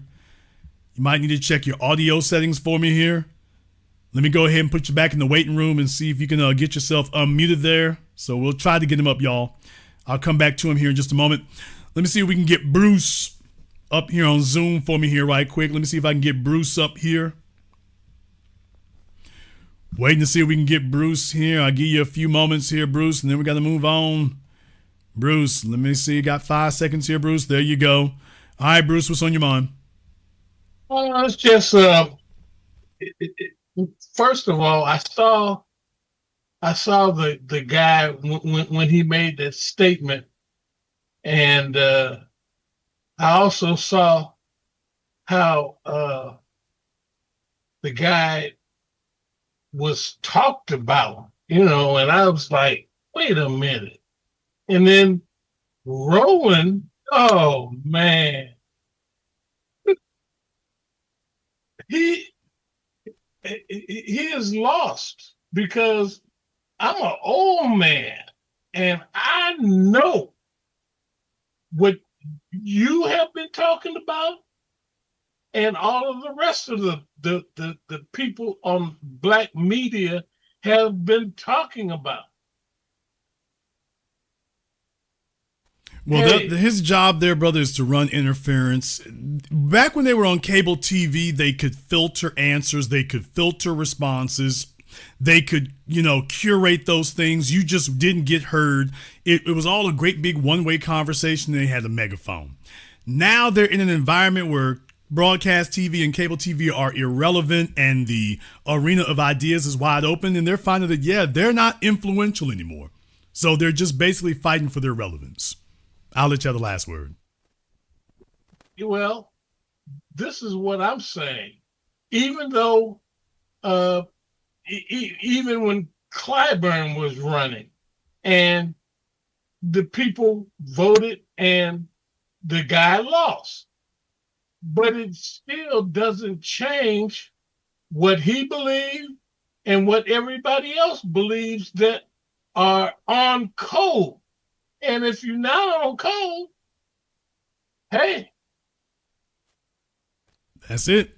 Thank you very much for giving us a call tonight. Look, y'all, Joe Biden got in the office and opened up the damn borders of America to any illegal alien that wanted to come across the border.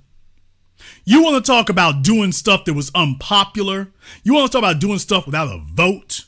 When we show up, all of a sudden, wait a minute now, we need a vote in the committee. You didn't need a vote in the committee to let the illegals over.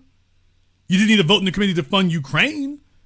You take care of all this stuff with no votes, no committees. We show up. Wait a minute now. Hold on. Can't do that. All right, let me go back and see if we can try Mike one more time. I think he might have himself straightened out here. All right, Mike, what's on your mind? Hey, yo, peace. Am I coming through loud and clear? There you go, brother. All right, yo, y'all. Jason, we got Melrose. Honor. I don't know. I'll ask you. I mean, because I got a new computer rig. I put it together, so I don't know if you want to go on camera or not. I'll leave it up to you. If you don't, I'll leave you off. Although everybody's seen your video already, so I'll leave that up to you. Yeah, I'll stay off camera from now on. That's fine. Go ahead, brother. No, I just want to say it's an honor, pleasure, privilege to be here speaking with you.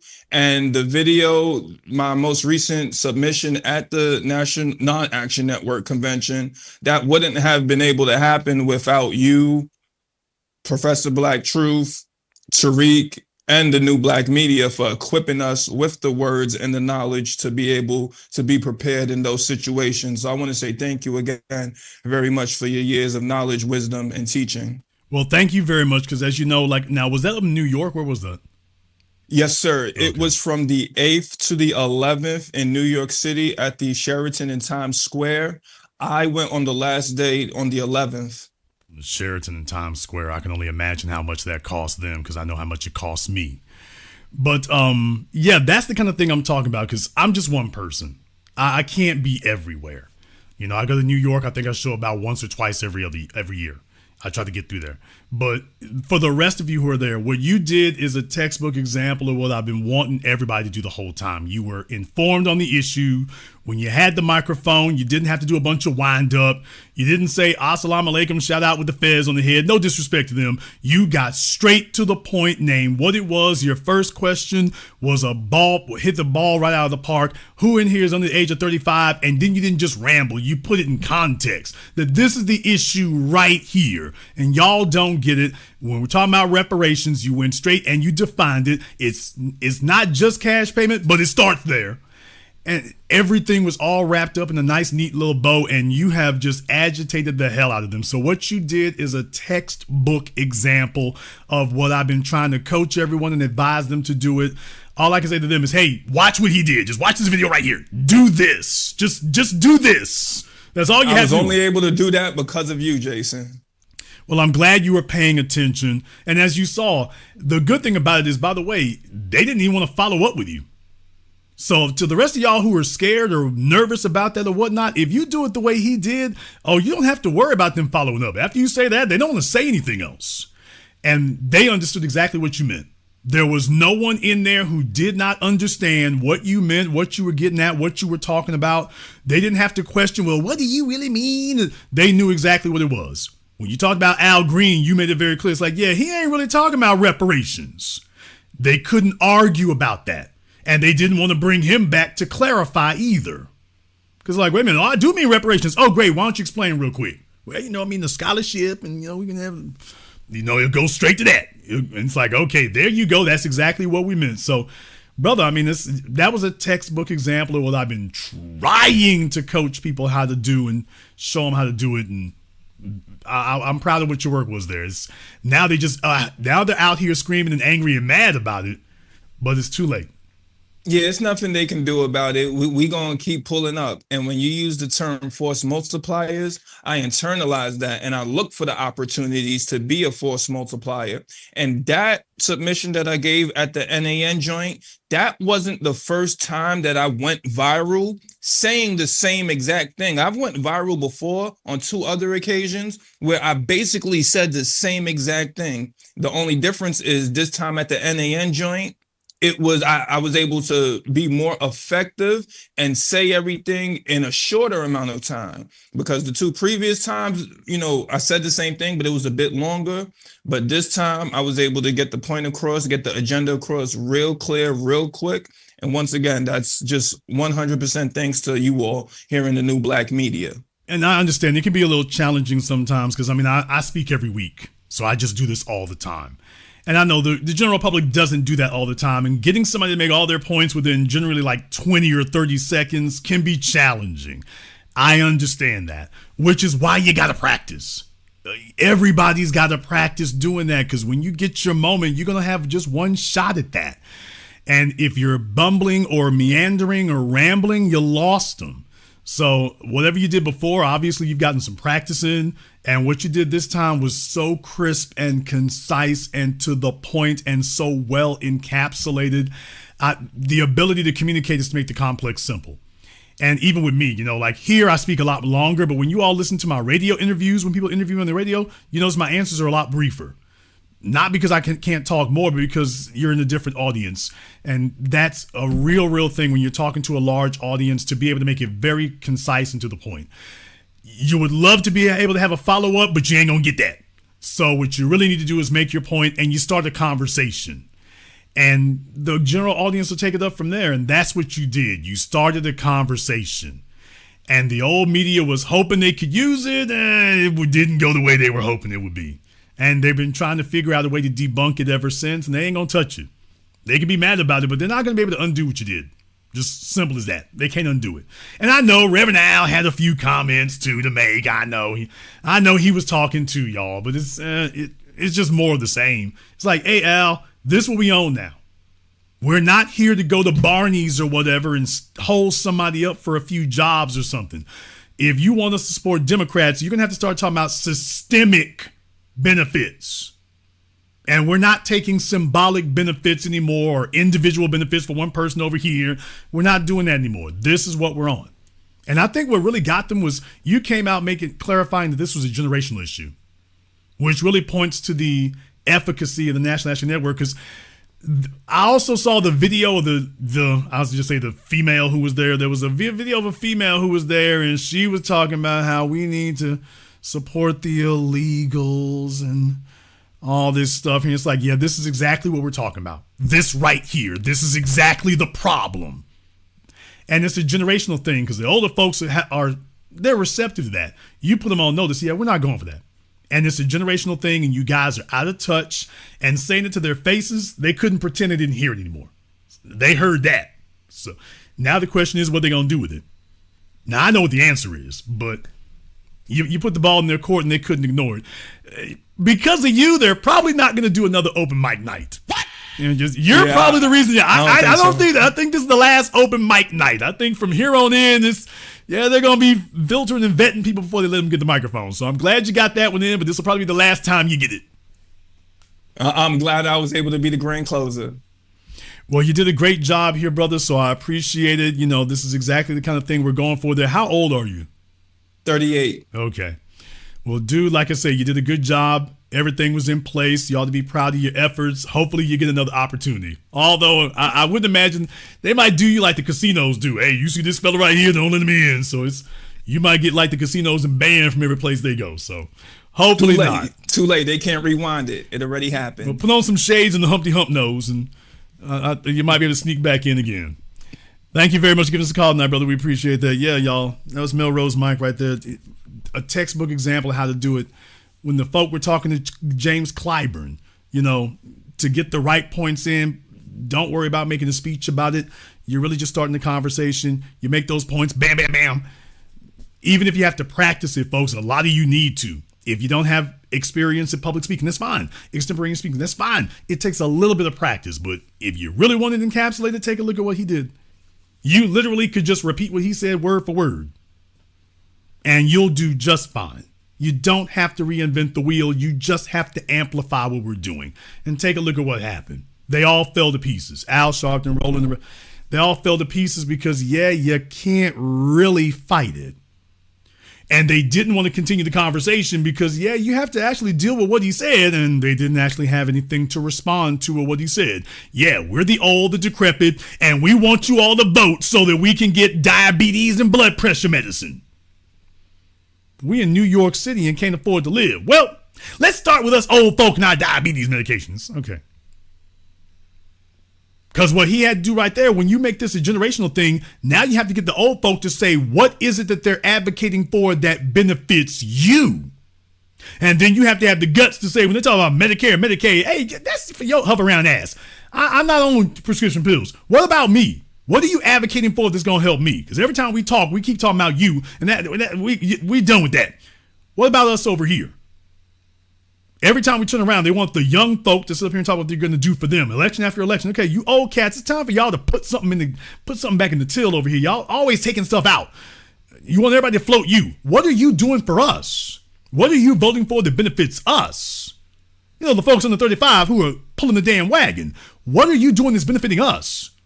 And if you can't tell us, there's no reason for us to vote. So however many of you are left, y'all just creak your way out the nursing home, and however many of you are left, you see if you can stop Trump and the MAGA right. But this idea that the old folks are going to be comfortable and the young folks going to be struggling and they're just going to sit up here and feed off of you and leech off of you, I have never been an advocate of that. I'm well beyond my 30s today, and I am still not an advocate of that, nor will I ever be. And I don't have to be in my 30s to advocate. I was advocating for this way before then. No, the young folk, the millennials, Gen Z, Gen Alpha, no. No, you do not need to go to the election polls to go take care of the old. And that includes Gen X. By the way, and that includes Gen X, because some of you are the children of Gen X now. Well, that includes my generation too. You do not need to be going to the polls to go vote for something that you think would benefit my generation. You need some stuff for you. And not some stuff 10 years or 20 years from now. You need people advocating for you where you at right here, right now, because you got big issues where you at right here, right now. And everyone's telling you to put you on the back burner. Damn that. And don't let any organization, person, mouthpiece, media figure, preacher, pastor, politician, Popeye's chicken fry cook, or anybody else sit up here and tell you that you just need to wait and take care of everybody else. No, hell no. They doing good over there. That's that damn trick bag to tell you to focus on everything except what you need. No, they doing good over there. It's time for them to kick something back. This idea that we're going to just take everything from you. We're just going to suck everything out of you and you just vote because it's the right thing to do and suck everything out of you. Okay, they sitting over there living fat and you sitting out here struggling while you're working. Let me explain something to y'all. These gasoline prices right now, Al Sharpton and them ain't never had to pay for $5 and $6 a gallon gas. These young people out here are running into economic Armageddon, and they with $1 that's worth a tenth of what it was when the National Action Network were young people back in the days of when James Brown was still alive. They had jobs at the plant. They hadn't gutted the industrial sector yet. Those are the old folks, I'm watching my language here, who set up here and they getting their pensions from GM and General Motors, getting their pensions from the military, and then sitting up here and you ain't got nothing. Getting their teachers' pensions and their government worker pensions, and then telling you that's not enough. They still need more. I need diabetes, and I need some other stuff here, and I need a vacation home. You need to get off your ass. If you haven't taken care of these children, you've gotten enough. Everything for you is gimme, gimme, gimme, mo, mo, mo. Well, the young folk has shown up, and I've taught them not to take your bull jive either. So when they show up, they're like, yeah, what you gonna break off? On account of the fact you doing fine. Your house is paid off. They can't afford to have one. If they do, it's at an outrageous price. And you didn't do anything to protect them from this. You didn't protect their jobs at the plant. The unions allowed all the big automakers, all the big industrial companies, they allowed them to outsource because the deal the companies made, for those of you who don't know, all them old bastards of the baby boomer civil rights generation, the companies are just, oh, we'll phase this out. We're going to phase out this plant over here and phase out that plant over there. And they took it. So long as they got their pension, they didn't give a damn what you got left holding the bag for. They got theirs. Well, guess what? They got put in the trick bag and now they can't really afford to have that. So now they're back once again and they want the children that they sold out to keep supporting them. To hell with that.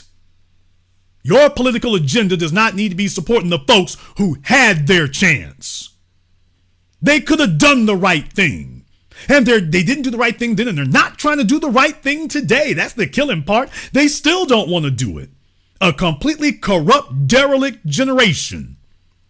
No, when you get the microphone in front of these folks, you point out the fact, by the way, hey, for those of us not damn 30s, man, we're supposed to be in a position to take over. And we ain't even got nothing. But y'all are wanting to take care of illegals and Israel and Ukraine and Pakistan and every damn body else. And we sitting here in New York with you telling us what we don't need. And proud about it. We don't need prescription pills. We need power in the economics. You old folk, y'all good. You got a discount for every damn thing. What you really want to do is live free and skate off the work of the kids. Because y'all tricked off everything you should have had when you were working. Damn that, you got your pension. You're done. Conversation over. You make it do what it do. If you pissed off your young years, then that's on you. You don't come to these young folk out here and tell them they still need to get leached on some more because you didn't make it valuable judgments. We didn't have a bastard baby epidemic until your old asses showed up. That's how sweet y'all had things. We didn't have an STD epidemic till they showed up. We didn't have outsourcing till they showed up. And all that tricking and whoring they did turned out awful, and now they're back. Well, you know, if y'all young folk respect your elders, look, get your old ass on this big ass little short shuttle bus up here. Let me hit the side of this thing. Drive off, and where you want me to take them? Anywhere. Keep driving till his ass run out of money. No, don't do no U-turns, just go straight. Just keep driving straight till he out of money. Don't worry, he got it. Y'all need to believe that. These old folk, they got some money hiding somewhere. See, you all got money in the bank. These old folk got money under a mattress. They got money under a mattress. They got money in a piano. They got money in the attic. Ain't told you a damn thing. By the way, y'all, ain't told you a damn thing. And then thought I was going to train them not to be smart to that. Oh, no. I'll let them know exactly what it is. When y'all show up at these places, no, you advocate for your interests because these other folks are advocating against yours. Let me go ahead and jump back over here on Zoom again one more time. One more again. Let me see if we can get Santi up here on Zoom for me here. Santi, I don't see anybody, so I'll give you 5 seconds. Make sure you have your camera and your microphone turned on here just so we make sure there's no trolling, Santi. There you go. All right, Santi, what's on your mind? Right. How you doing, Brother Black? It's just like saying tea, like saying in tea. Okay, like Sandy, what's on your mind? Chilling, man, chilling. Glad to talk to you again. Roland Martin is a puppet and a joke, a Democratic shield, and somebody that the young people don't take seriously at all. And if there's one thing that you left us with, even for your prior video that you did on Roland, you told us to look at the comment section. They're already like destroying it. And for each piece of information that you see out there with Roland Martin or Unfiltered, where he's talking to people about voting, you can look in that comment section and see him getting slaughtered, man. All right. Just getting obliterated based on the circumstances of the fact here that he still wants black people to go out here and vote for absolutely nothing. All right. None of it makes sense here at all. And for the most point, you can see the bitterness. And if I can point to Melrose just for a second here. All right. That great thing that he pointed out with the crowd here, all of this gray hair and these old folks in here, you don't know how to talk to the young people.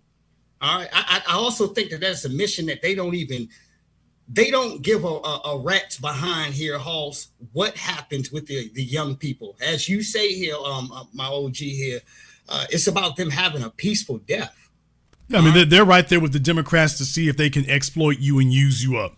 That's why they like voting Democrat, because they got the same agenda. Okay, the young folk are a resource to be used up and liquidated. So to anybody who thinks the civil rights generation got reformed in the last 5 decades, nope, just go watch the movie Superfly. And that's the civil rights generation right there. That's their life goals right there. Right. And as well as, all right, for some of us, and this is my situation at least, I can speak for myself and a good deal of others. When we're coming out here to support our black agendas and what have you here, maybe some of us do our own blogs or what have you, like my channels are getting banned or what have you here, and I'm having to start from scratch for a lot of us some of us new black media people here. And what I wanted to ask you is there any way in which we can move better for that not to happen? I've even tried to limit my profanity, whatever the case is. I'm Black T in the chat there. No, you have to network your ass off, basically. Because here's the thing, without me getting too far into details. Number one, sir. Yeah, you might be shadow banned. That's possible. But the other thing is that YouTube, Instagram, other platforms, but we'll just talk about YouTube right now. They're constantly changing and altering the algorithm and how it works. Individuals like me are just flat out shadow banned. So that's a different matter.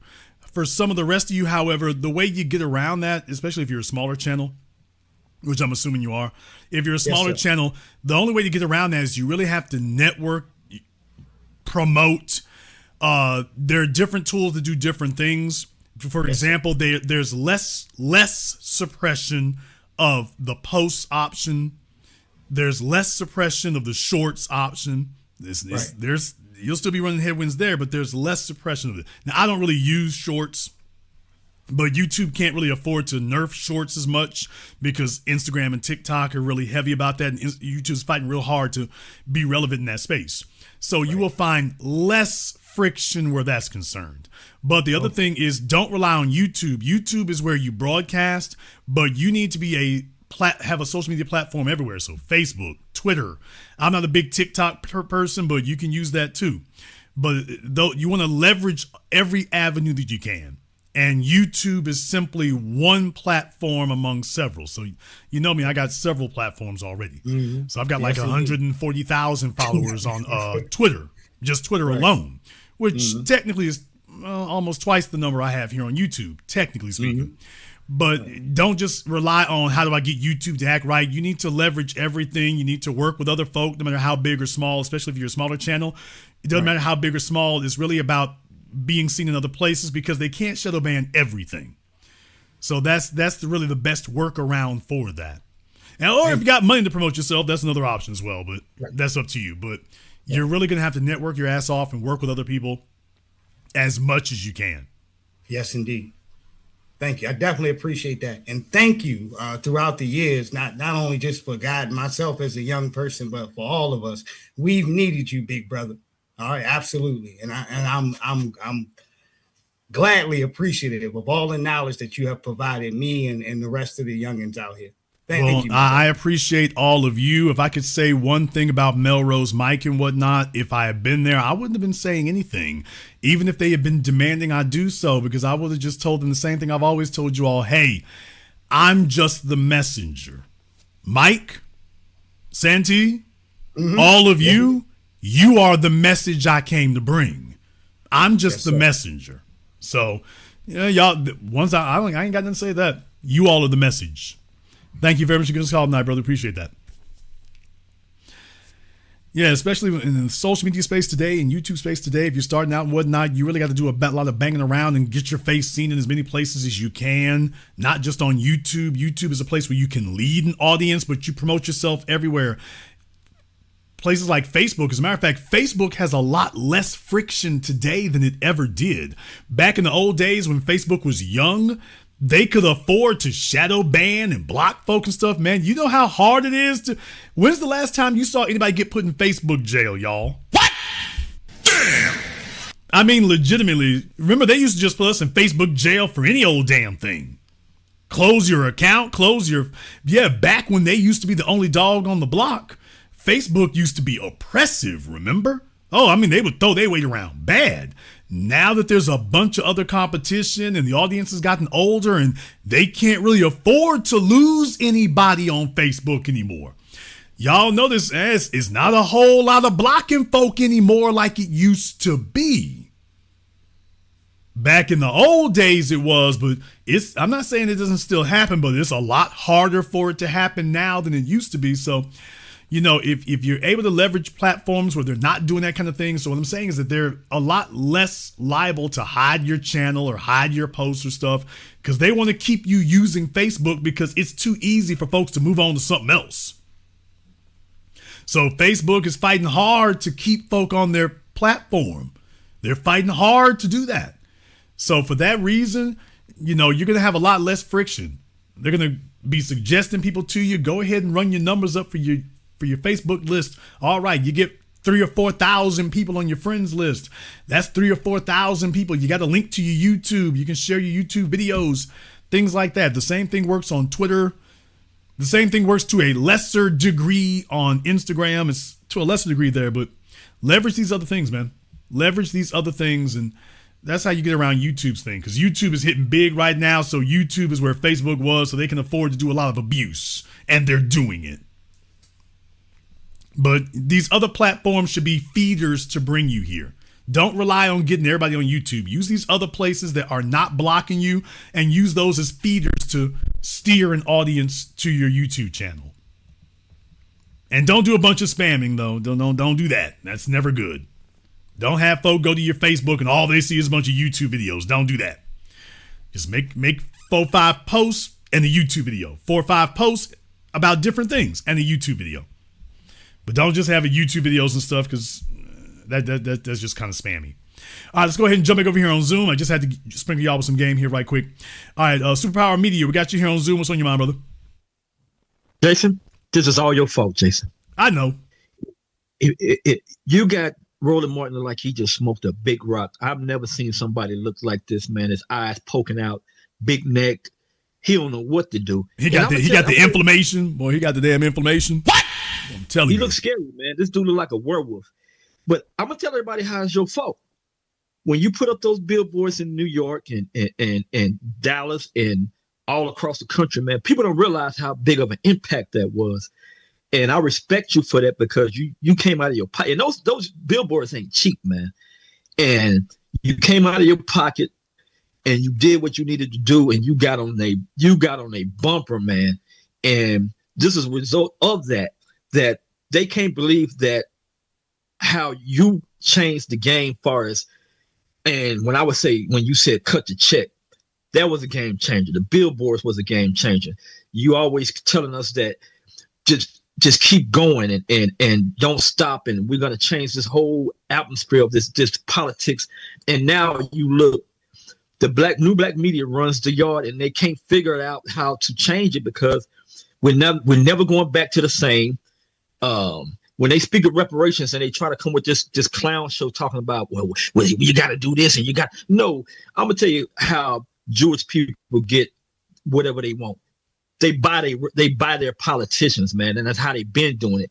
Well, first off, before you get to that point, they're on code.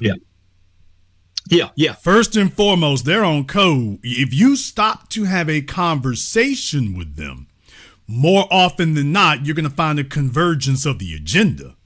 So before we even get to the political arena of leveraging the economics, the code is what led to the building of the economics.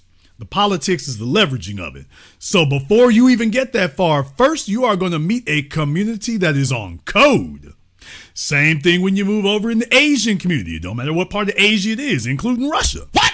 By the way, so East India, the Orient, don't say Orient, China, whatever, South Pacific, and Russia. When you talk to any of them, stand up Chicago, when you talk to the Russians, they on code, bro.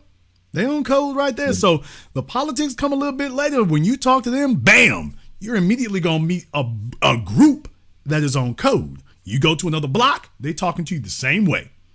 Oh, okay. Yeah. Now the politics have no choice but to respond that way because they know if the conversation is going to go nowhere if I'm not talking about what they want to talk about. And there's no circumventing them because they all on the same thing. So now you're forced to confront their issues on their terms. When we start doing that, and we're moving in that direction now, which is the problem they have, and everywhere they going now, it's slowly but surely that's what they're running into is that uniformity of being on code. They're meeting that more and more, and they're like, what do we do when eventually everywhere we go, this is what we're going to be hearing? How do we navigate that? The same way you did with these other folk. And you know, so the problem is, Jason, what you taught us too. You said the code is the leader, and they looking for a leader, and they're not gonna find one because the code is the leader, and they don't, and that's really messing them up because in the past they can target one leader, shut them down. That was it. Everybody out to paint. But when the code is the leader, man, you done really messed up because for black folks, we've never been on this type of this time of saying, okay, hey, the code is leader, we follow the code. And man, it's too powerful now. And so, like I said, man, if we just keep going on that trajectory, they don't know what to do. These Democrat shields, man, they might as well go put it up. And like with Al Sharpton, he tried to come back and try to down a boy, man. But man, that was so weak. They're gonna have to bow down to the code, and they trying hard not to. But that's just what it's gonna be. I mean. We what y'all did and what you did in the past is coming to fruition, and they don't know what to do, Jason. It's a new day. They thought, I'd said this years ago, they thought this was just going to be a temporary thing that was going to subside. They figured they could stall us out, wait us out, and eventually it would go away. And what they found out is, no, this is not going to go away. As I said over half a decade ago, this is the new normal. Mm-hmm. And what they're grappling with was, well, how do we turn back the hands of time? Man, if you don't quit. Thank you very much for giving us a call tonight. This is the new normal. This is not a temporary insurrection that will eventually subside and we'll move on to something else. This is the new normal. And as I warned you all, they have a vested interest in denying us this, so do not expect them to just readily jump on board. They are going to fight it and try to refuse to do so. And my thing is just wait, because time is on our side. Time is on our side. But Jason, go ahead and say it, dumb nigga. You call names. Let me talk. Y'all let Trump get in the White House and look at the gas prices right now. Nigga, we wasn't able to afford gas before. Guess what? Now everybody else got to pay it. Yeah, the numbers are running up for everybody now. Everyone who told us that, what they can't do for us. Well, you know what? Let's let Trump just run this thing however he gonna do it. Because he's gonna make sure his family's straight. He's gonna make sure his family is good. So you know what? Everybody gonna pay an extra cost now. Everybody. On account of the fact that if you had done our bidding, he wouldn't be there in the first place. But since you decided that doing our bidding was optional, we are going to let you suffer the consequences of optionality. And I'm gonna tell you all one more thing. Anyone who thinks that the Democrats are a shoo-in this November and that Trump has done so badly that the Democrats are guaranteed to take the House and the Senate this November, you should not jump to any conclusions. If there's one thing that we have learned about American society, memories are short. How do you think Trump got back in the White House?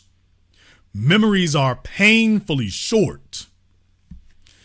And you never know what could happen here to get folk to say, well, it ain't so bad. So anybody just saying, oh, don't worry, it's guaranteed at this point. I wouldn't jump to any conclusions there. I wouldn't be so fast to say that. We'll see how it goes. Any which way you go, you're still going to have to deal with Trump for the next 2.5 years. You're going to have to do that regardless. All right, we're here on Zoom. I got King Spider on Zoom here. I don't see anybody. So, King Spider, I can give you 5 seconds here, and then I'm going to have to move on. Okay, King Spider, it is pretty dark up in there, so I can give you 3 seconds. I don't want you to get in any trouble or anything, but I can't see nothing. I don't know what's going on. I'll give you 1 more second, and we can take care of that. All right, King Spider, I guess you're busy or whatever. Give us a call back sometime when you can get the light bill paid. You can go ahead and do that. People, it's a new day. It's a new day. It is a new day, and these folks thought it was going to go one way, and it's not. They thought this was going to be a temporary thing, and that eventually it was going to subside, and they can go back to business as usual.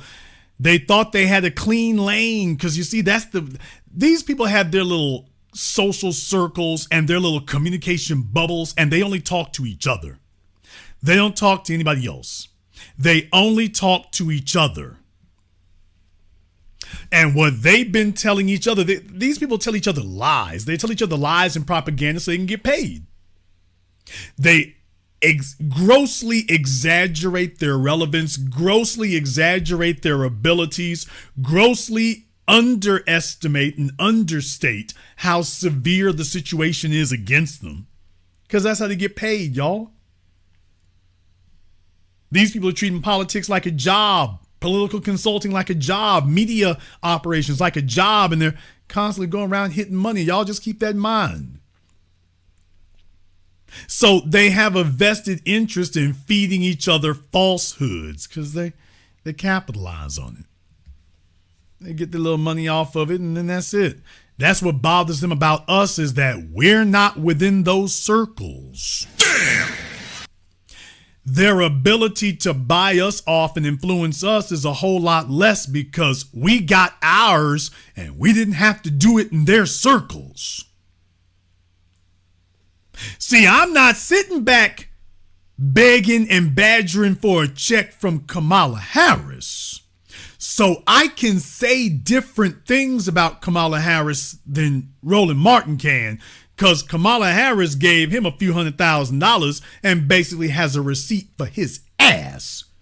Baby, that receipt ain't big enough based on what we've seen. So you see, now he can't talk anymore. He cannot advocate for our interests on account of the fact that now they got a receipt for his big ass. So he can't tell the truth about Kamala Harris. He's just going to talk about her consultants. He's not going to talk about her deplorable record. He can't do that anymore. He wasn't doing it in the first place. He just kind of threatened to do it. She broke the check, and now Roland Martin is quiet. And Roland, this is why the people don't trust you. Because everybody saw what you did. From Hillary Clinton to Kamala Harris. The Democrats own your flabby ass. They own you. And you can't say anything critical of Hillary Clinton, and now you can't say anything critical of Kamala Harris because they have a literal financial receipt for your ass. And that's why nothing you say can be trusted anymore. And everybody knows they're not getting the whole story from you. Why are you overlooking all this stuff? He's overlooking it because he got paid to overlook it. And now he can't say anything. Even if he wanted to, now he can't. He cannot talk about the obvious failures and contradictions of her. He can't do that. And if she wants to run again, he's going to have to fall in line. So that's why the people are ignoring you and are listening to us, because they know one thing for certain. If we're saying it over here, ain't nobody paid us to say nothing. Nobody's paid us off. Who around here thinks JD Vance, hey Jason, can you make a video about me being a Nazi? Nigga, what? You think that's the way that goes? Hey, why don't you make a video about me being a Nazi? That'll get the black vote. That'll sway the people.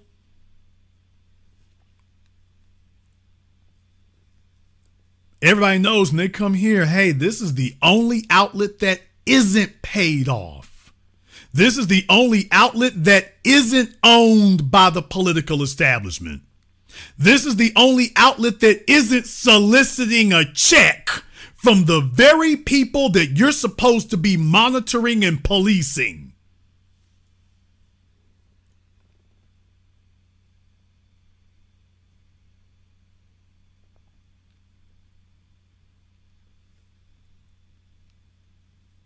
We're the only ones. Roland can't say that. He gets a check from the Democrats. That's why he can't say anything. Well, that's a conflict of interest. Once again, Roland, you don't want this to become the conversation.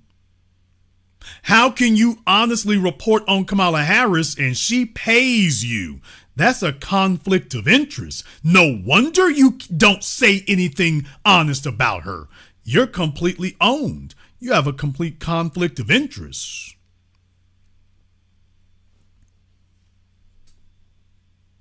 When people come over here, they know we don't. That's credibility and integrity, Roland. That's what you lost from the very beginning, and now you got to play dumb. And the bigger problem for you is, dude, that ain't going to work. Playing stupid is not going to work anymore. Hell, it didn't work in the first place. But keep doing it, Roland. Keep holding on to that ship. Keep holding on to it. Keep doing your best. You all remind Roland that ain't no more need for me to talk about it. We done already called him out. There's money on the table. We ain't scared of nothing. And at this point right now, all he can do is just sit back and be like, I'll be damned.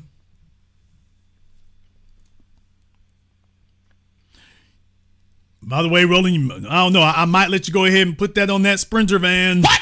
Damn! You understand, y'all? Y'all might need it for that. We'll see about getting you a Mercedes bicycle. How about that? Let's see if we can get that one done.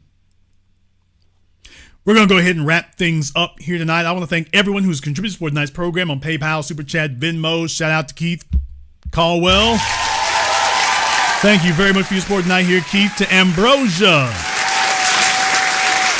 Thank you very much for your support here as well, sister. We appreciate that. To Jay Grizzly, Fuquan, Said Right Media, and everybody else here who's contributes for tonight's program on PayPal, Super Chat, Venmo. If you are new here to the Black Channel, welcome to the Haven of Intelligent Black Thought.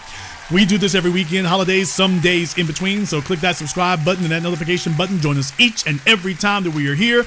If you haven't been to blackchannelfilms.com, check out our groundbreaking best-selling documentary work at blackchannelfilms.com. I want to thank all of you, all of my brothers, all of my sisters from all around the world for joining us on tonight's program. Thank you for liking, subscribing, and sharing. And this concludes tonight's broadcast of the Black Channel. I am your host, your brother, your humble servant, the Black Authority. And until next time, my brothers and my sisters from around the world, remember, black is the future, and the future is uncompromising. Hey, Roland. What you gonna do? Hey, Roland. What you gonna do? Don't be scared now. What you gonna do? What you gonna do, Roland? What you gonna do? Money's on the table, Roland. What you gonna do? What you gonna do?